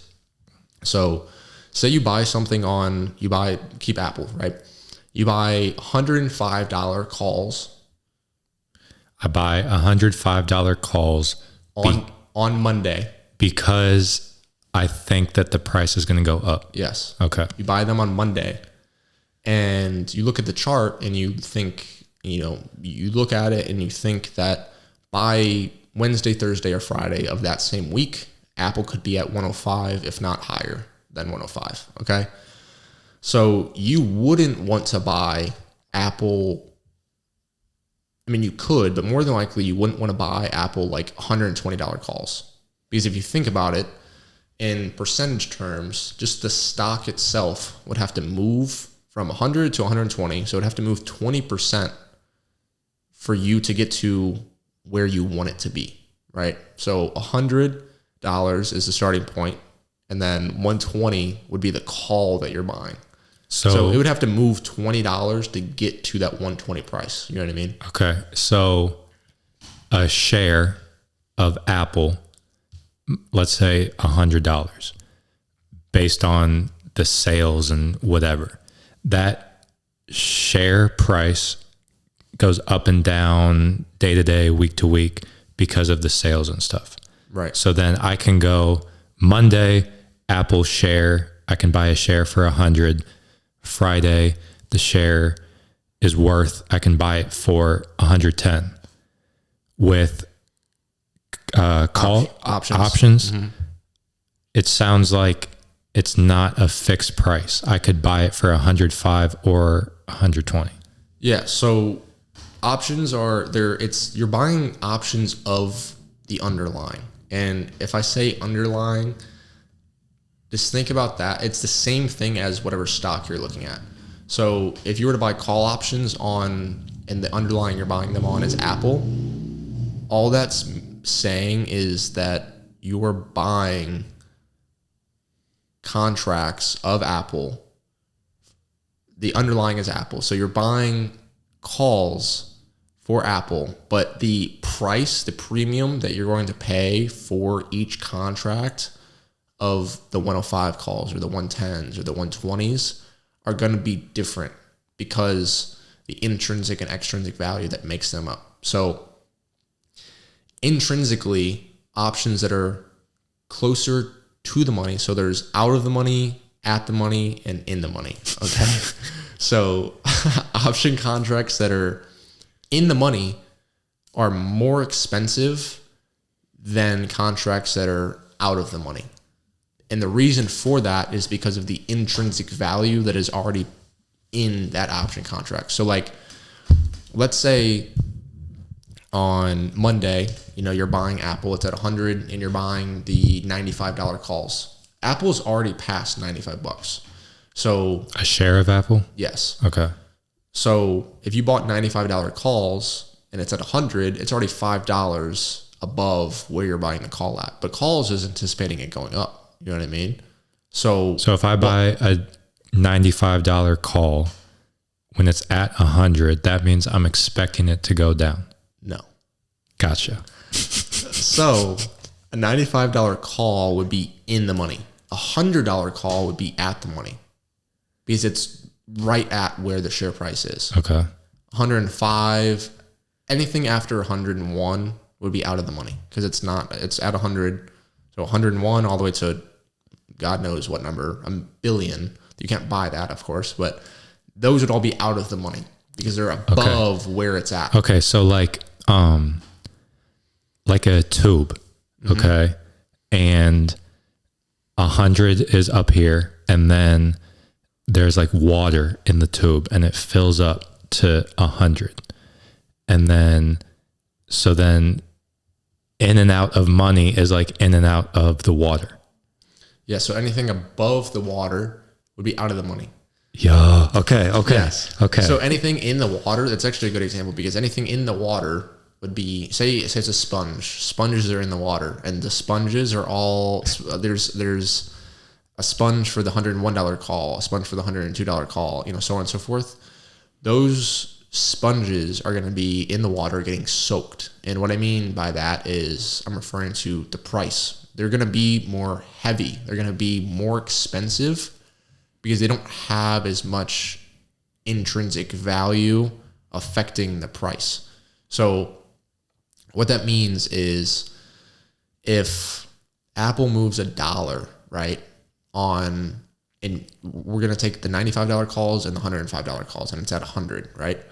If it moves $5 in a day, and it's already on Monday when you bought them, and it's at $105 the day that you bought them, it like hit your target, quote unquote, kind of where you thought it was going to go on Monday, intrinsically, that option contract has reached a certain value.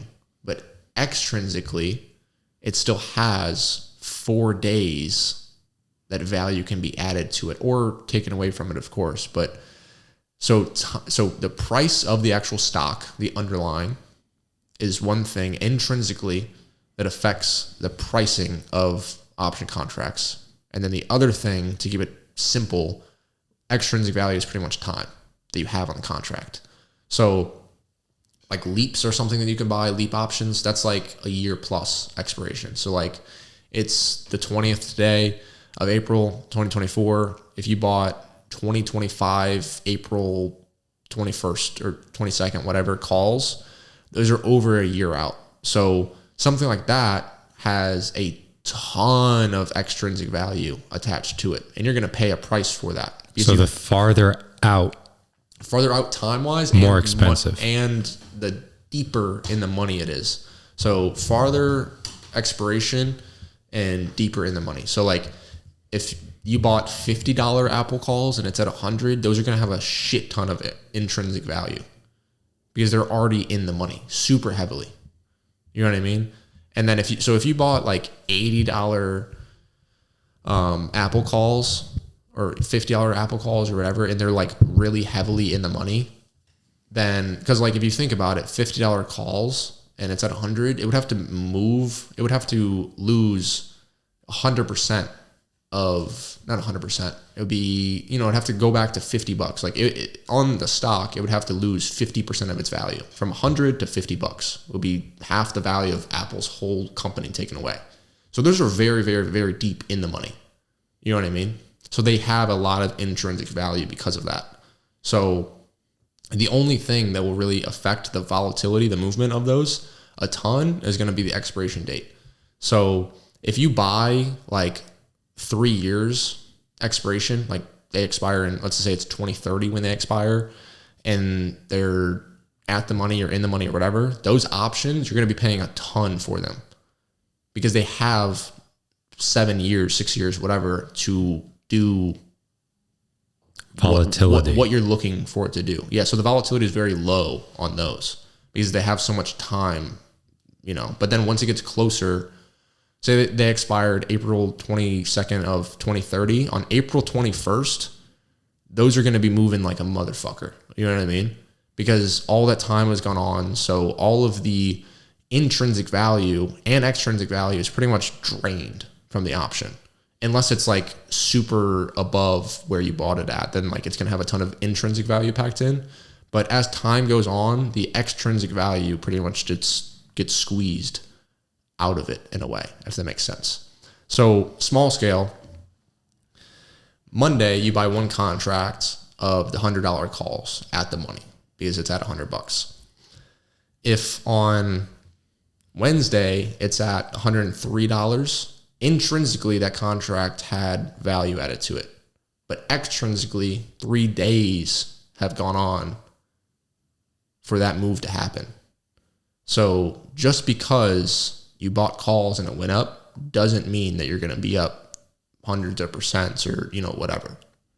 because the extrinsic value matters as well. But if you bought Apple calls that expire today, like you literally, the market here in St. Louis Central Time opens 8:30 a.m. and it closes at 3. So if you buy something at 2 p.m., it only has 1 hour till expiration. So it's going to be super volatile. You know what I mean? Because the intrinsic value is there, but the extrinsic value is on like fucking steroids. You know what I mean? Because it literally expires in an hour. So it's going to be moving like super heavily. But that's pretty much, it's very hard to explain, honestly, because then there's like Greek. So there's theta, delta, gamma. It's like math stuff, whatever, implied volatility.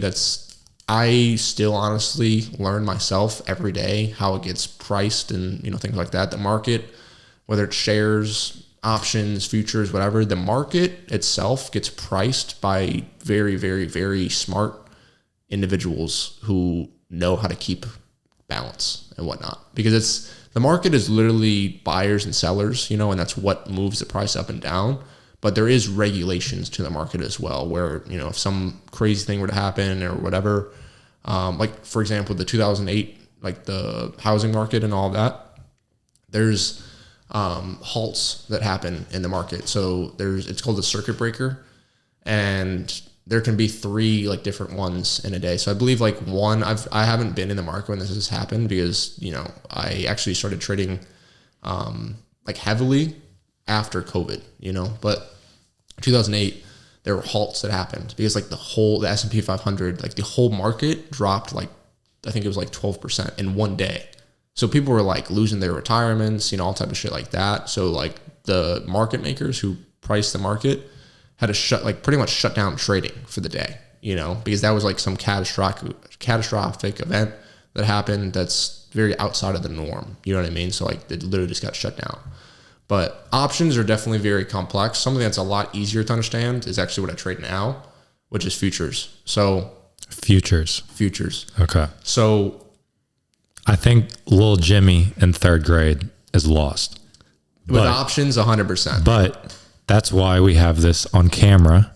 We can run it back. This is an episode. I think it's officially considered a resource as well, a masterclass, if you will. So I might have to run this back, get the notepad out. Okay. So now you are with Bryson, all them in Vegas, and you are doing futures. No. Nice. Okay. So I'm in Vegas, and the focus is heavily on sales at this point. So kind of like trading is kind of taking a back seat, because trading, I'm risking money, right? Like risking money to make money. Is futures under the umbrella of trading? Yes. Okay. So then from that point, I'm working pretty much directly focusing on sales, reading books on sales. So it's transitioned a little bit from trading for, year and a half, 2 years, and going really balls to the wall with that, into sales, right? And like learning how to talk to people, how to communicate, things like that. Because it was guaranteed income, and that's still what it is for me now. But if I can close, I make money, right? Like there's no risk at all. I don't have a business to run, anything like that. If I can generate revenue, then I will get paid because of it. And it gets direct deposited to my bank account. I don't have to spend money for payroll, for ads, whatever it may be. So it's guaranteed, concrete. If I produce this amount of money, I'm going to make this much, right?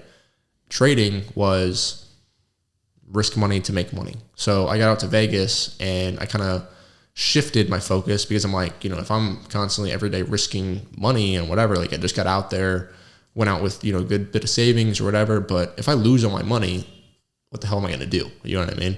So I started to do sales for them. And like I said, it was pretty much me learning with them throughout the process. And they run a short-term rental business. It's an educational business where the main product that they pretty much have to offer is it's a mentorship. So it's coaching, mentorship, showing people how to start their own short-term rental business. So short-term rental business is Airbnb, VRBO, something like that. And anywhere where you're like renting out to a short-term tenant. And Yeah. I guess like short term is very loose, but we could say like a month or less maybe.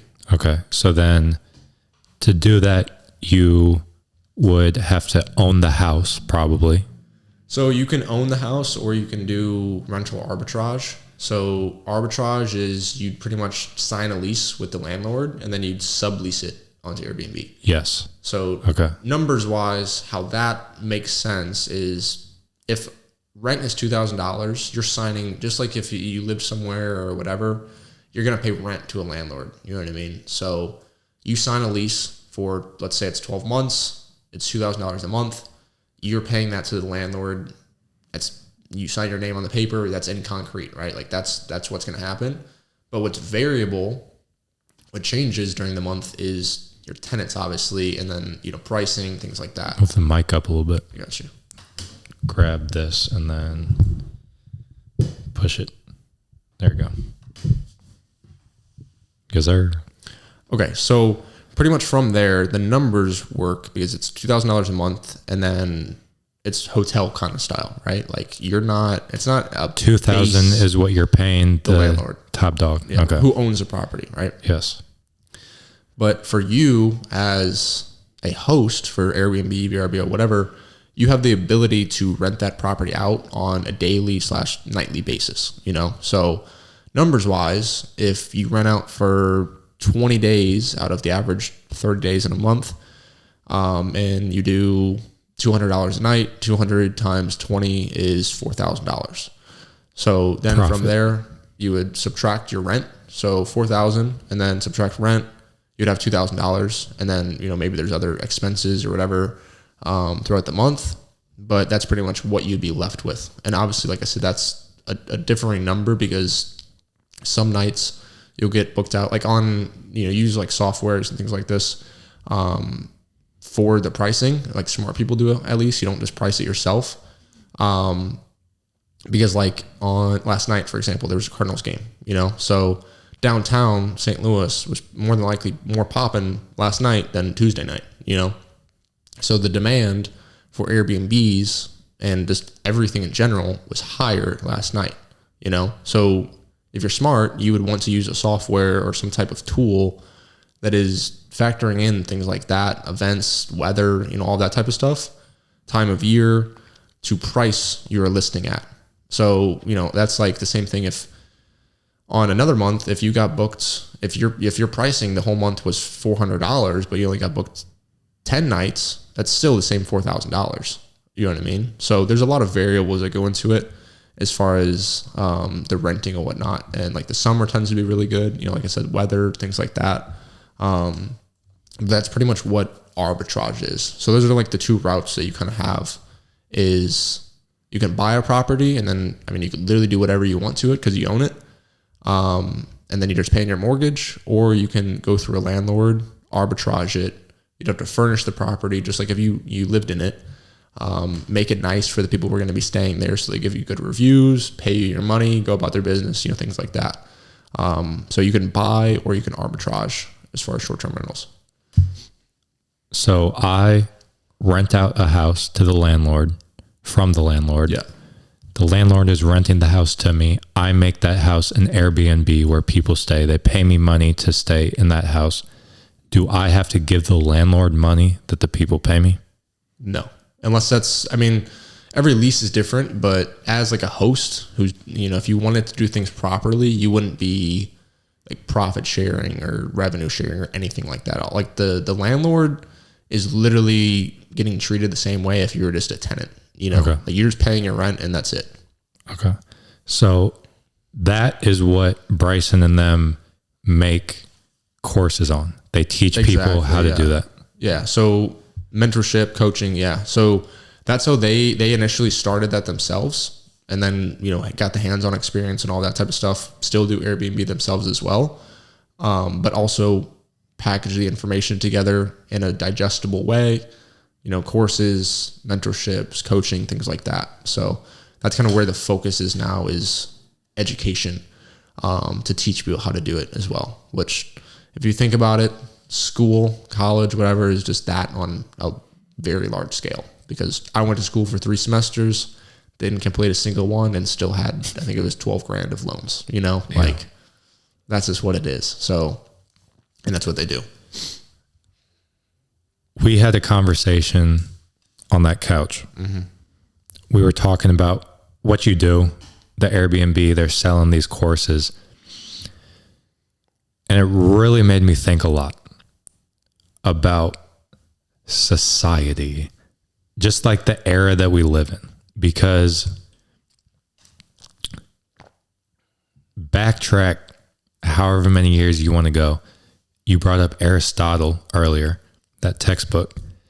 So like Aristotle, Albert Einstein, Thomas Edison, those were like the smart people, and still are considered smart because they like laid the foundation for how we function.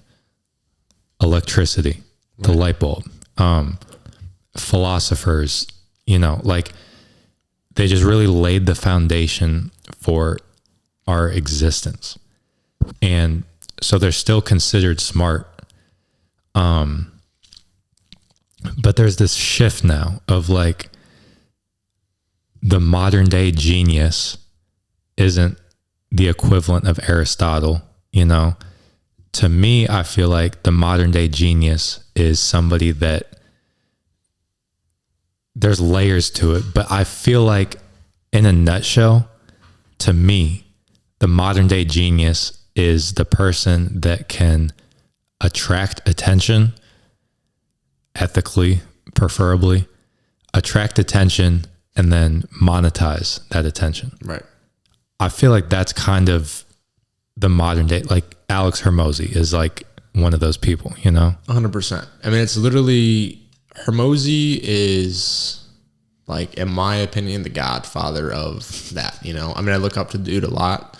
So, I mean, literally what he does though is give so much shit away for free, where, you know, to the point where people who are business owners, things like that, there's probably thousands, if not, you know, tens of thousands of business owners out there who would love to pay Alex Hormozi X amount of money to do this thing for them or whatever, and he wouldn't do it, you know, or he's not even, that's not even like on his radar necessarily, you know.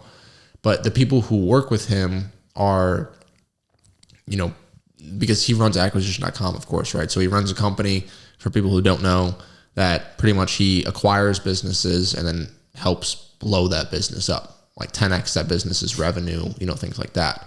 But it's crazy because his whole marketing and all of that is his actual brand, his personal brand, right? Essentially. That's what we were talking about. Right. And, you know, like I think we said, you know, you see Alex Hormozi, you see, you know, a beard, a wife beater, you know, like that's Alex Hormozi, some a like beard, flannel. and yeah, and a flannel, right? But the thing is, he's built such a good personal brand to the point where if he wanted to sell a $997 course or something like that, he could probably do M's off of that ticket product, you know, under $1,000 or at $1,000 or whatever. But that's not necessarily his audience, right? And he gives all of that shit away for free in hopes that people will use that stuff, apply themselves enough to his information, and then apply themselves to the information to then implement that information into their life or business, and then get to the point where it then makes sense to work with him directly. So then they can continue to blow up their business and whatnot. But acquisition.com, you go through an application process and they don't even consider you unless your business is doing $3 million or more a year. They don't even, like, you can't even, nothing. You have to be making $3 million already.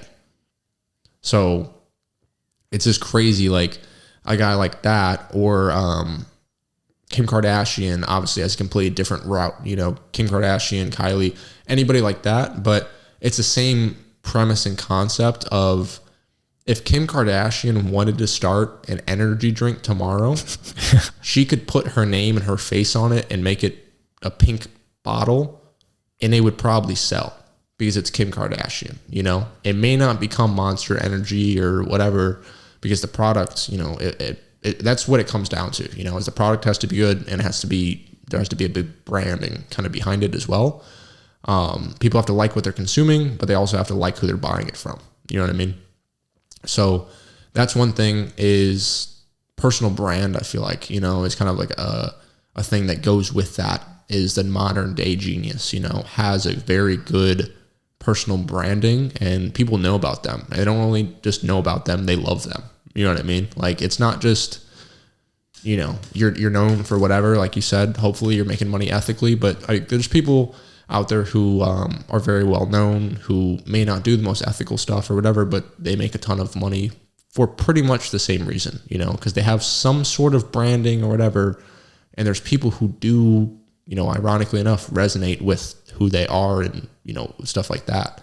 So 6ix9ine, somebody like that, or like Jack Doherty, Neon, some like streamers, people like that or whatever, like they could more than likely kind of fall into that category of, in my opinion, they're weird, like 6ix9ine, he's just different, you know what I mean? But he has this personal brand, and he's monetized himself enough to the point where I don't know how much money he's worth or he's made or whatever, but he's made millions of dollars in his life, So, and I personally would never want to be that guy. I don't want my brand to be face tats and rainbow hair, or, doing pranks in the mall to, mess with people to get views, whatever, stuff like that. I'd rather build the actual business, but it still ties back, in my opinion, to the same concept of they have a brand. You know what I mean? They have a following, and they monetized it, just like you said. I mean, that's literally what it is followers or dollars, if you know how to convert them. You know what I mean? And if you do it smartly, you all kind of end up at the same place. We're taking a more like entrepreneur route, as opposed to pranks in the mall. But then if the prank in the mall guy like is smart, we both kind of end up at the same place: financial security, time freedom, location freedom, financial freedom. You kind of end up at the same place. So then it's just kind of, to circle back to that quote again, man makes and unmakes himself. Who you are as you're doing it, like, because you really could, bro. Like, you could set out and make an Instagram account, whatever it is. It doesn't even have to be related to like who you are. You don't even have to put your face and name behind it. It could be anonymous. You never speak on camera. But if you can attract and monetize attention, you can live the life that you want. 100%. Which is crazy, bro. Yeah, I mean, I have a friend who, he lives in Atlanta. His name's Tyjon. Shout out Tyjon. But literally what he does is, if you've seen like a theme page on Instagram, like a page that is literally like, honestly, ESPN isn't necessarily a theme page because they have an actual brand that got built before. But what is a good example? Like TMZ. I mean, they have a branding behind them as well, but it's just like a news outlet, or like the Shade Room, for example. Like the Shade Room has, I think I might have told you about this, but the Shade Room has a deal with Fashion Nova, where they literally, like, the Shade Room has like 30 million followers, right? So Fashion Nova paid them however many millions of dollars to just post their content. And what that does for Fashion Nova, of course, is gets 1 million, 2 million, 3 million, however many millions of eyes on Fashion Nova, even if, and that's all it is eyes, followers, views. That's people seeing the actual content, and then conversion from there. Because at a certain point, if there's 100,000 people seeing it and you have half of 1% conversion rate, that's 500 people. And then from there, you just figure out, if it's a $5 product that you're selling, even, that's $2,500, I mean, it's literally that simple as followers, views, conversion, and then how much the actual ticket price of the item is that you're selling, So I don't know. It actually is pretty crazy you're definitely right. Like the branding matters, but at the same time, I think like you said, like attention grabbing is huge as well. You know what I mean? Like you really have to make sure that you're grabbing someone's attention. And then it's just like, honestly, kind of a perk, like an add-on if they like you as a person. You know what I mean? Like it is actually crazy. But yeah, like Shade Room, 30 million followers, deal with Fashion Nova. They post, I don't know what the specifics of it is, but let's say they post 1 time a day or 3 times a day, Fashion Nova content. But they post 30 times in a day anyways, you know? So it's like they might as well do it to get paid for it, you know? But like that's one thing, and that's just like you said, faceless pretty much, you know? Like I'm sure you could look up, because the Shade Room is big, like you could probably look up who runs the page or whatever, but there's certain pages out there who have 500, 600,000 followers or whatever it may be. Like there's probably a surfing page. Some guy probably is passionate about surfing, and he started a page and started posting cool surf videos and surfboards and whatever. And he probably has an affiliate link or, you know, affiliate whatever sponsorship with X surfboarding company, you know?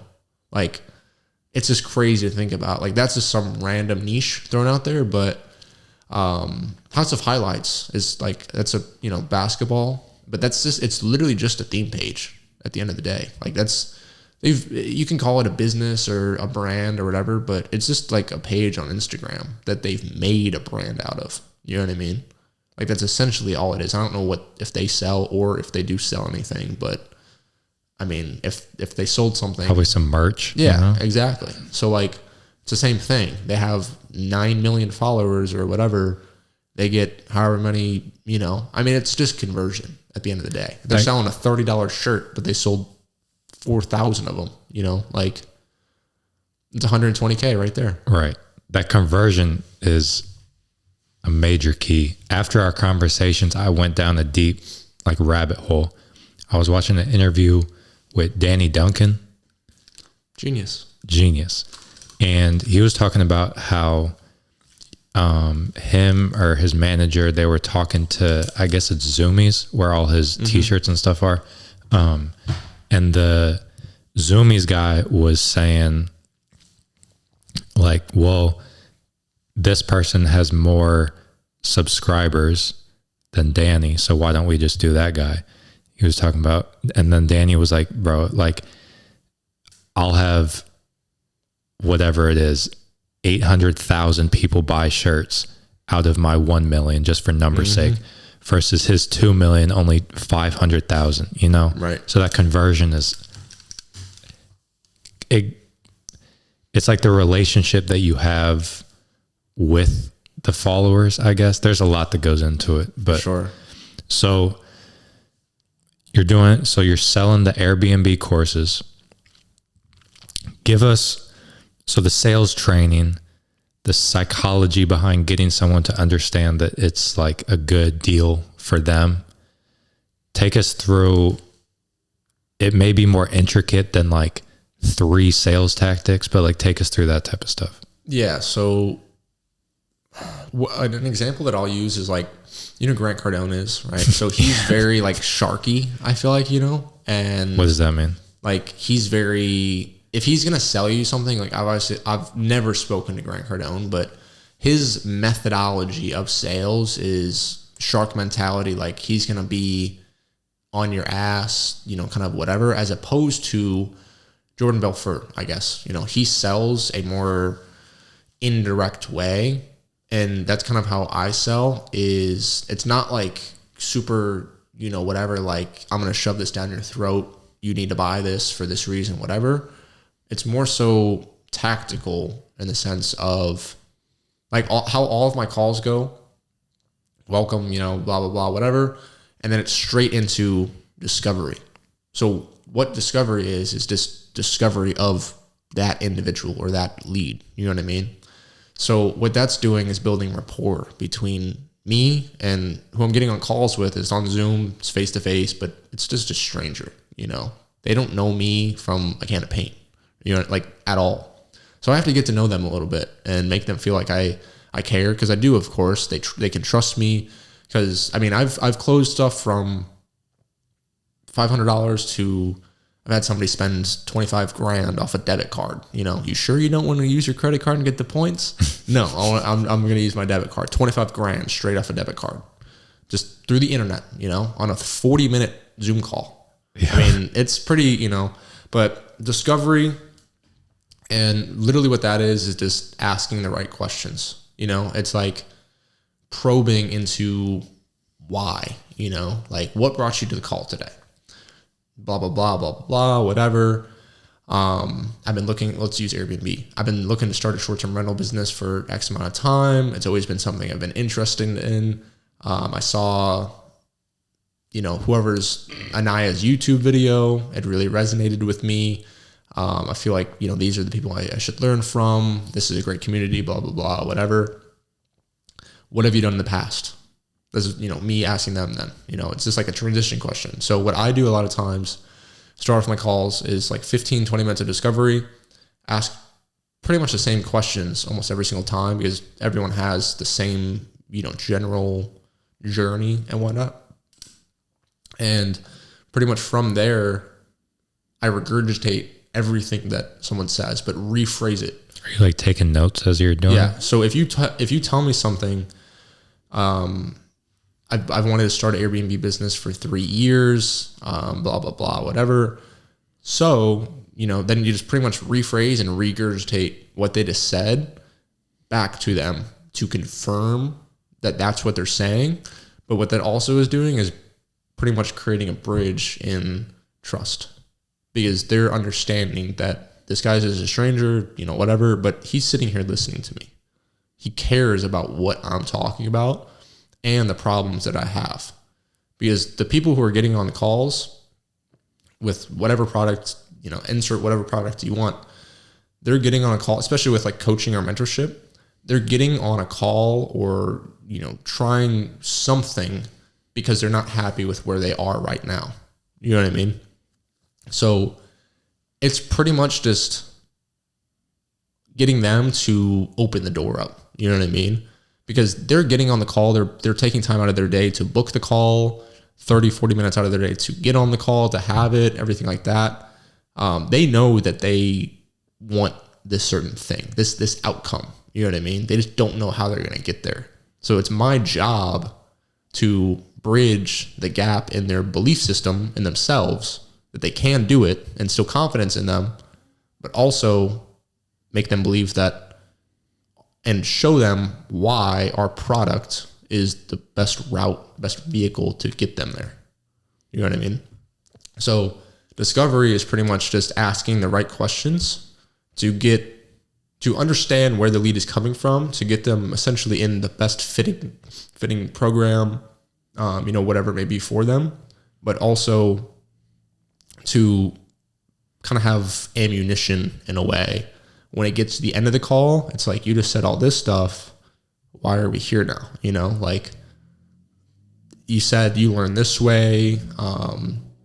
You've tried all these things in the past. You've done it for, you know, trading wise, let's say you've done it for 3 years on your own. You told me you lost $15,000. You know what I mean? Like if you continue, and this is like a consequential question. There you go. But it's like, okay, Malachi, you've told me that you've traded for 2 years now. I'm just curious to know, like, what is the end goal? Remind me again of the end goal. And I'm just curious to know, what are the actionable steps that you're going to take from today going forward to get to that goal? And also, if you continue to do what you've done for the last 2 years, do you think that you're going to get to that goal? So then they're starting to think like, oh shit, like I've done, you know, this thing, whatever. And he's right. You know, like I spent 2 years trading, again, example. I've spent 2 years of my life, lost $15,000, $20,000, whatever it may be. If nothing changes, nothing's going to change. I need to buy this. You know what I mean? But it's asking the right questions. So it's like I sell more softly, I guess, you know? But it's asking the right questions to then get the person to realize that it's literally like making them buying this thing their idea. Like, this is what you need. This is the solution, you know? It's not like shove it down your throat, whatever. we have the best product ever, whatever, blah, blah, blah. It's asking the right questions, then creating so much like tension in their mind almost that they have to transform into something else. And that's all a sale is a transformation of energy from me to the lead. And then they're buying. So that's kind of my little tidbit and whatnot. That's fire. And that's why I phrased the question the way I did, because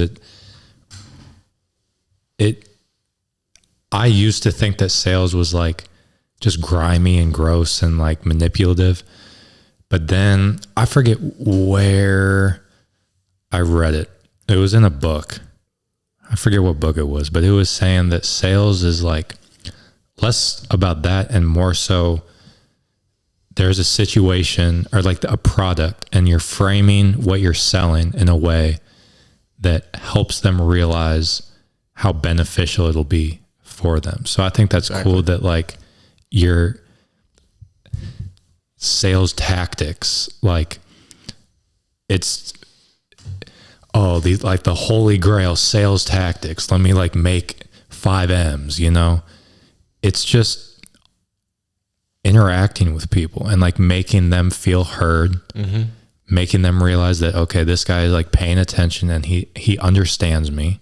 It's just understanding people. Yeah. And with what I do is like I said, whenever people get on a call, they're just getting on with me. And it's like, I'm essentially just a stranger to them because Isaac is who I work for. Shout out to Isaac Suffering, man.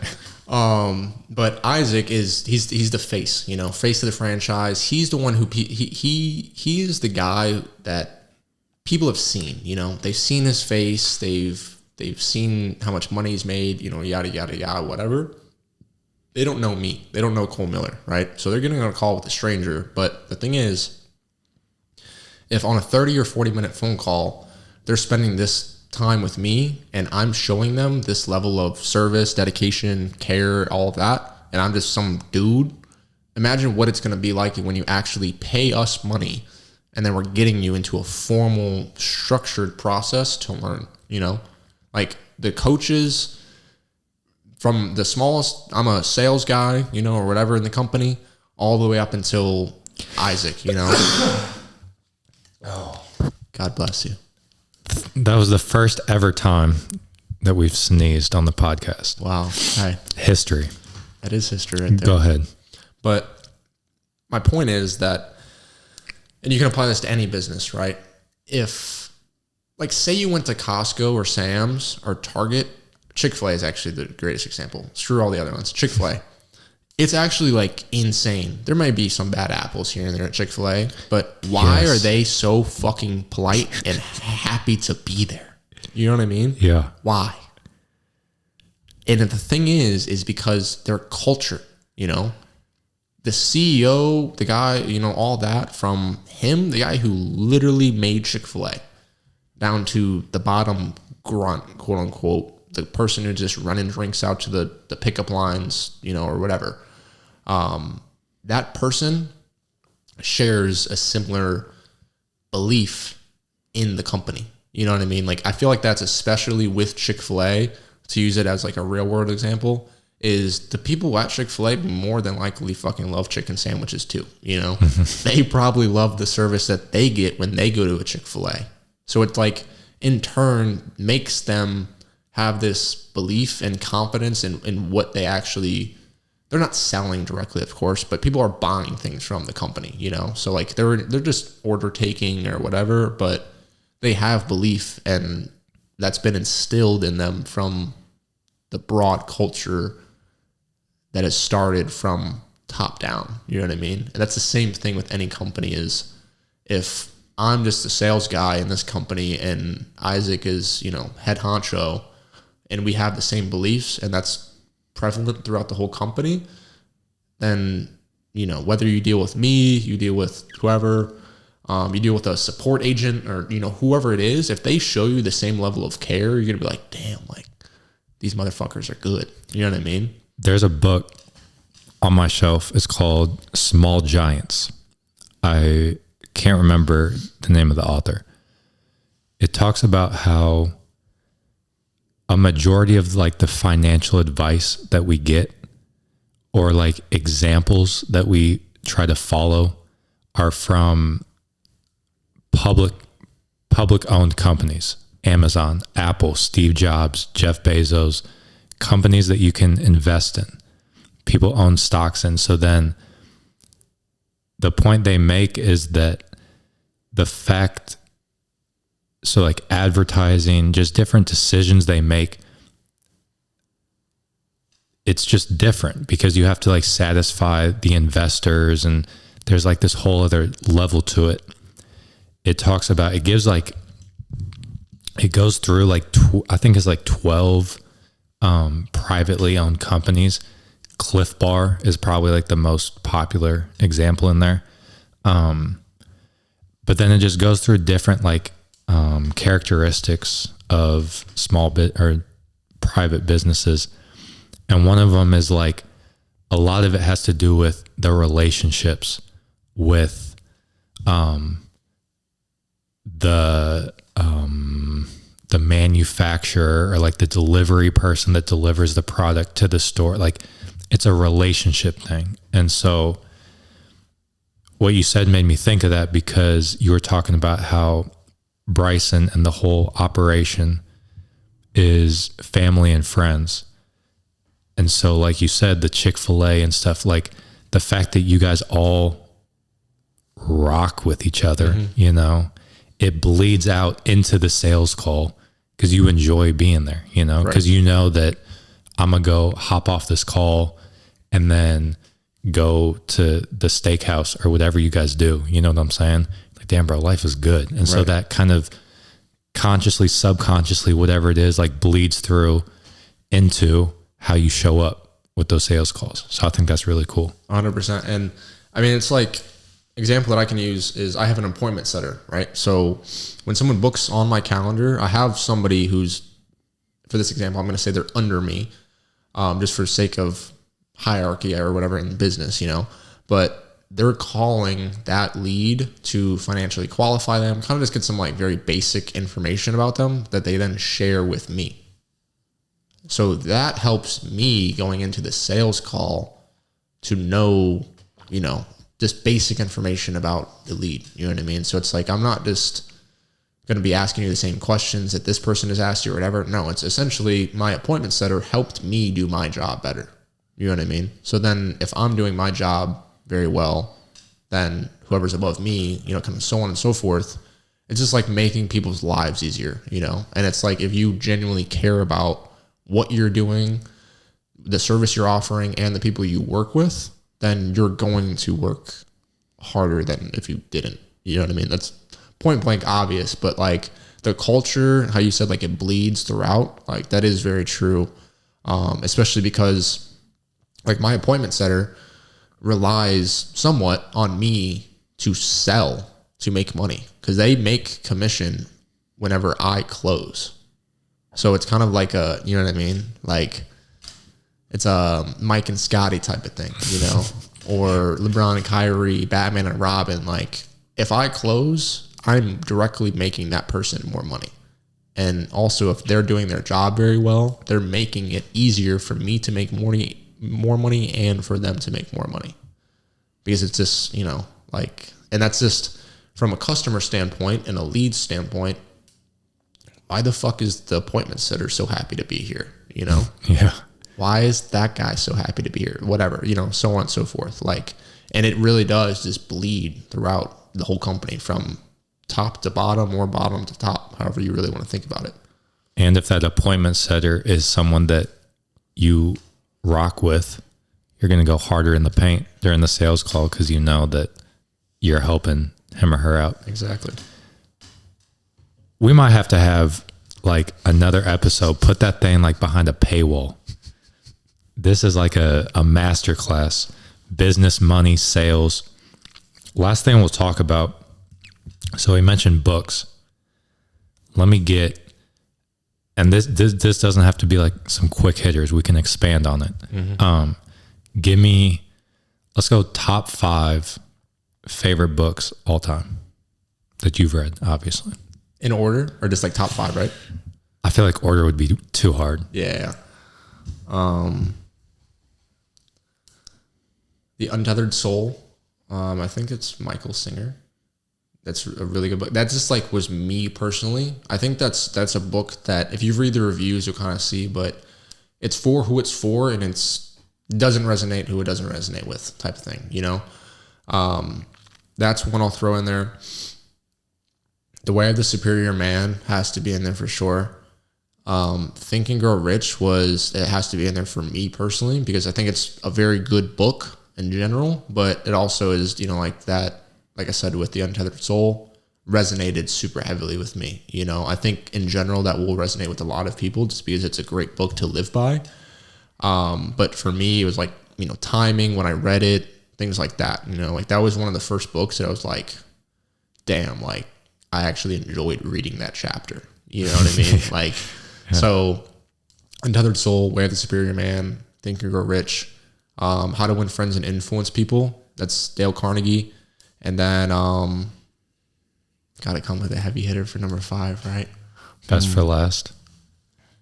Maybe. Honestly, I'll just say The Way of the Wolf. It's by Jordan Belfort. It's actually a sales book, but I think that's a really good book. Like, not even for sales. I think it's like a really good communication book.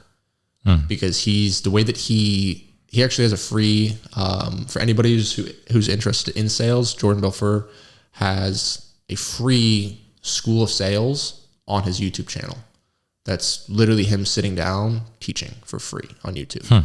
So the way that he teaches, I feel like, really resonates with me as well. Because like I said, I kind of sell that way. It's like more like he's super good at selling, but he's very like, and I like, there's nobody in the world who can sell like that guy. Like he's very charismatic, you know, whatever, but he's like tactical, you know, like I said, like he asks the right questions, and like his sales is literally like putting someone on a hamster wheel where they're not getting off, you know, like I think he said one time, like it's like Alcatraz, like you're not leaving, you know, like you get on the call, like you're not leaving, like, but it's because he's so charismatic and he asks the right questions, you know, it's not Sharky, like he's good at what he does, but I definitely put that book in there just because I think it's, again, kind of timing wise for me it's helped me a lot, but like personally, it's helped me a lot, communication wise and all that. It's also helped me like make a lot of money as well. So it's I've learned from it, you know. So that I'll kind of throw that in there as like a outside of the personal development realm, you know, because all those other books are kind of more so focused on like the personal development, you know, and that side of things. I'm glad you brought that up. Our conversation over here, you were talking about how you read a quote, saw a tweet, something. Like if you're not applying what you read, you're just watching Netflix. Mm-hmm. And I thought about that a lot because there's certain like X's and O's books that I read that you've read, the Jordan Belfort one, like more tactical. I have a lot of like skill acquisition, science type stuff.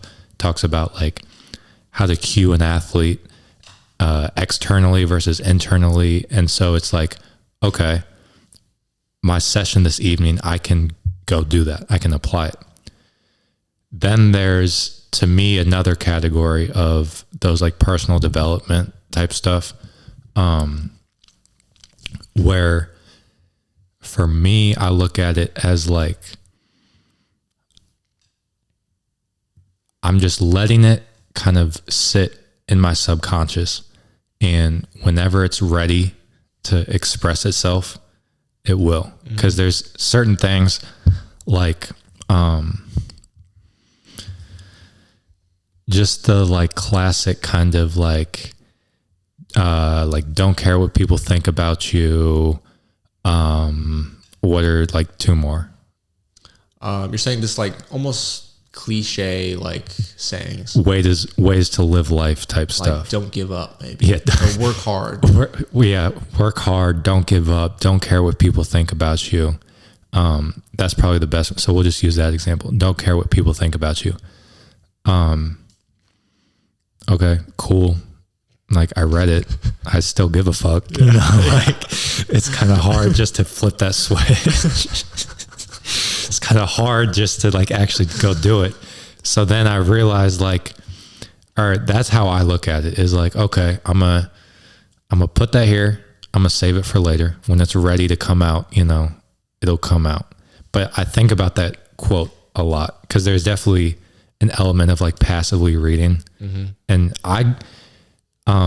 there's like gluttony, you know what that is? Yeah. Just like a bunch of stuff. Like there's like this gluttony of knowledge that I kind of fell into at one point, was like just reading a book just to have it on my shelf, to say I read it, to check the box. It's like mental masturbation is literally what it is. Exactly. For lack of a better term, that's literally what it is. Yeah. Yeah. Absolutely.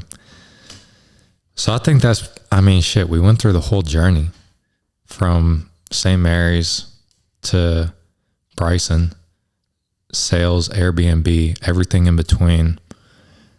We might fuck around and get like a Patreon episode number 2 with Cole Miller, like, because this was a masterclass. That'll probably be the title of this episode. With that being said, man, if there's any last, we've given a lot of shout outs. Any last shout outs to anybody? Any shout outs you want to reemphasize? Any last message that you want to leave the people? Motivation, whatever it is. And then give us your Instagram is probably where you're most active. Give us the IG where people can find you. Yeah, for sure. One thing I'll say, this is something that's helped me a lot. I've talked about it a little bit on this podcast, but I would just say it's find your people.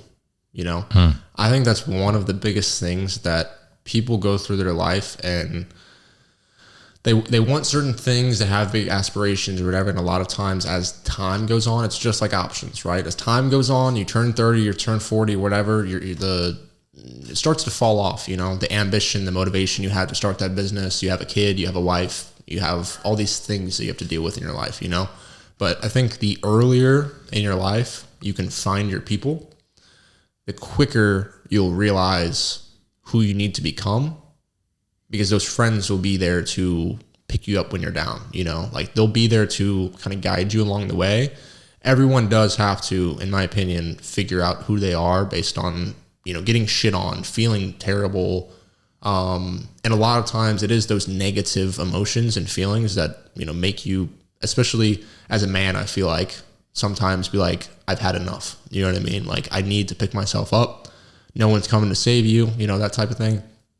But I think if you find your people, it allows you to be a lot more free in a way, free from your mind, free from what's normal, all of that type of stuff, because it's like that reassurance that you're not crazy. You're, whatever it may be, like the outside world or whatever may tell you, so you can apply that to if you want to become a professional basketball player, you want to learn how to trade, you want to start a podcast, you want to become a basketball trainer, whatever you want to do, it doesn't matter. You just have to find your group of people who share that similar mindset and have that similar passion for that like general end goal, So that's what I would say is just find your people, man, And then the Instagram is just my name, so Cole Miller.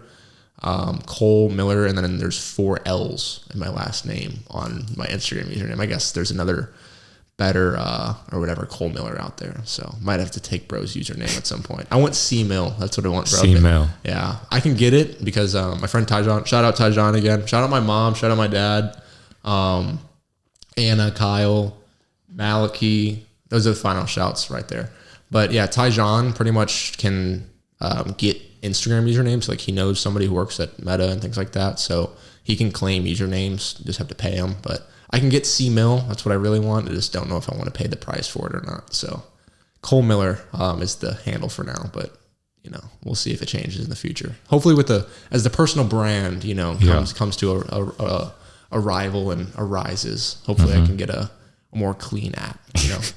That's the end goal for real. Just a clean app. I just want Cole. That's what I need. I don't know what J. Cole. Oh, this is real Cole. Or I don't know who has Cole, but I want Cole. Just Cole. Cole. Yeah. That'd be fire. Yeah. Caleb Love. I don't know if it still is, but it's just Caleb. Yeah. Just Caleb. Clean. Yeah, very clean. One day we'll be there. The Steve Nash episode number 13, an absolute pleasure. Going on 2 hours and 25 minutes. About to have a part 2 here in a minute. The Steve Nash episode in the books.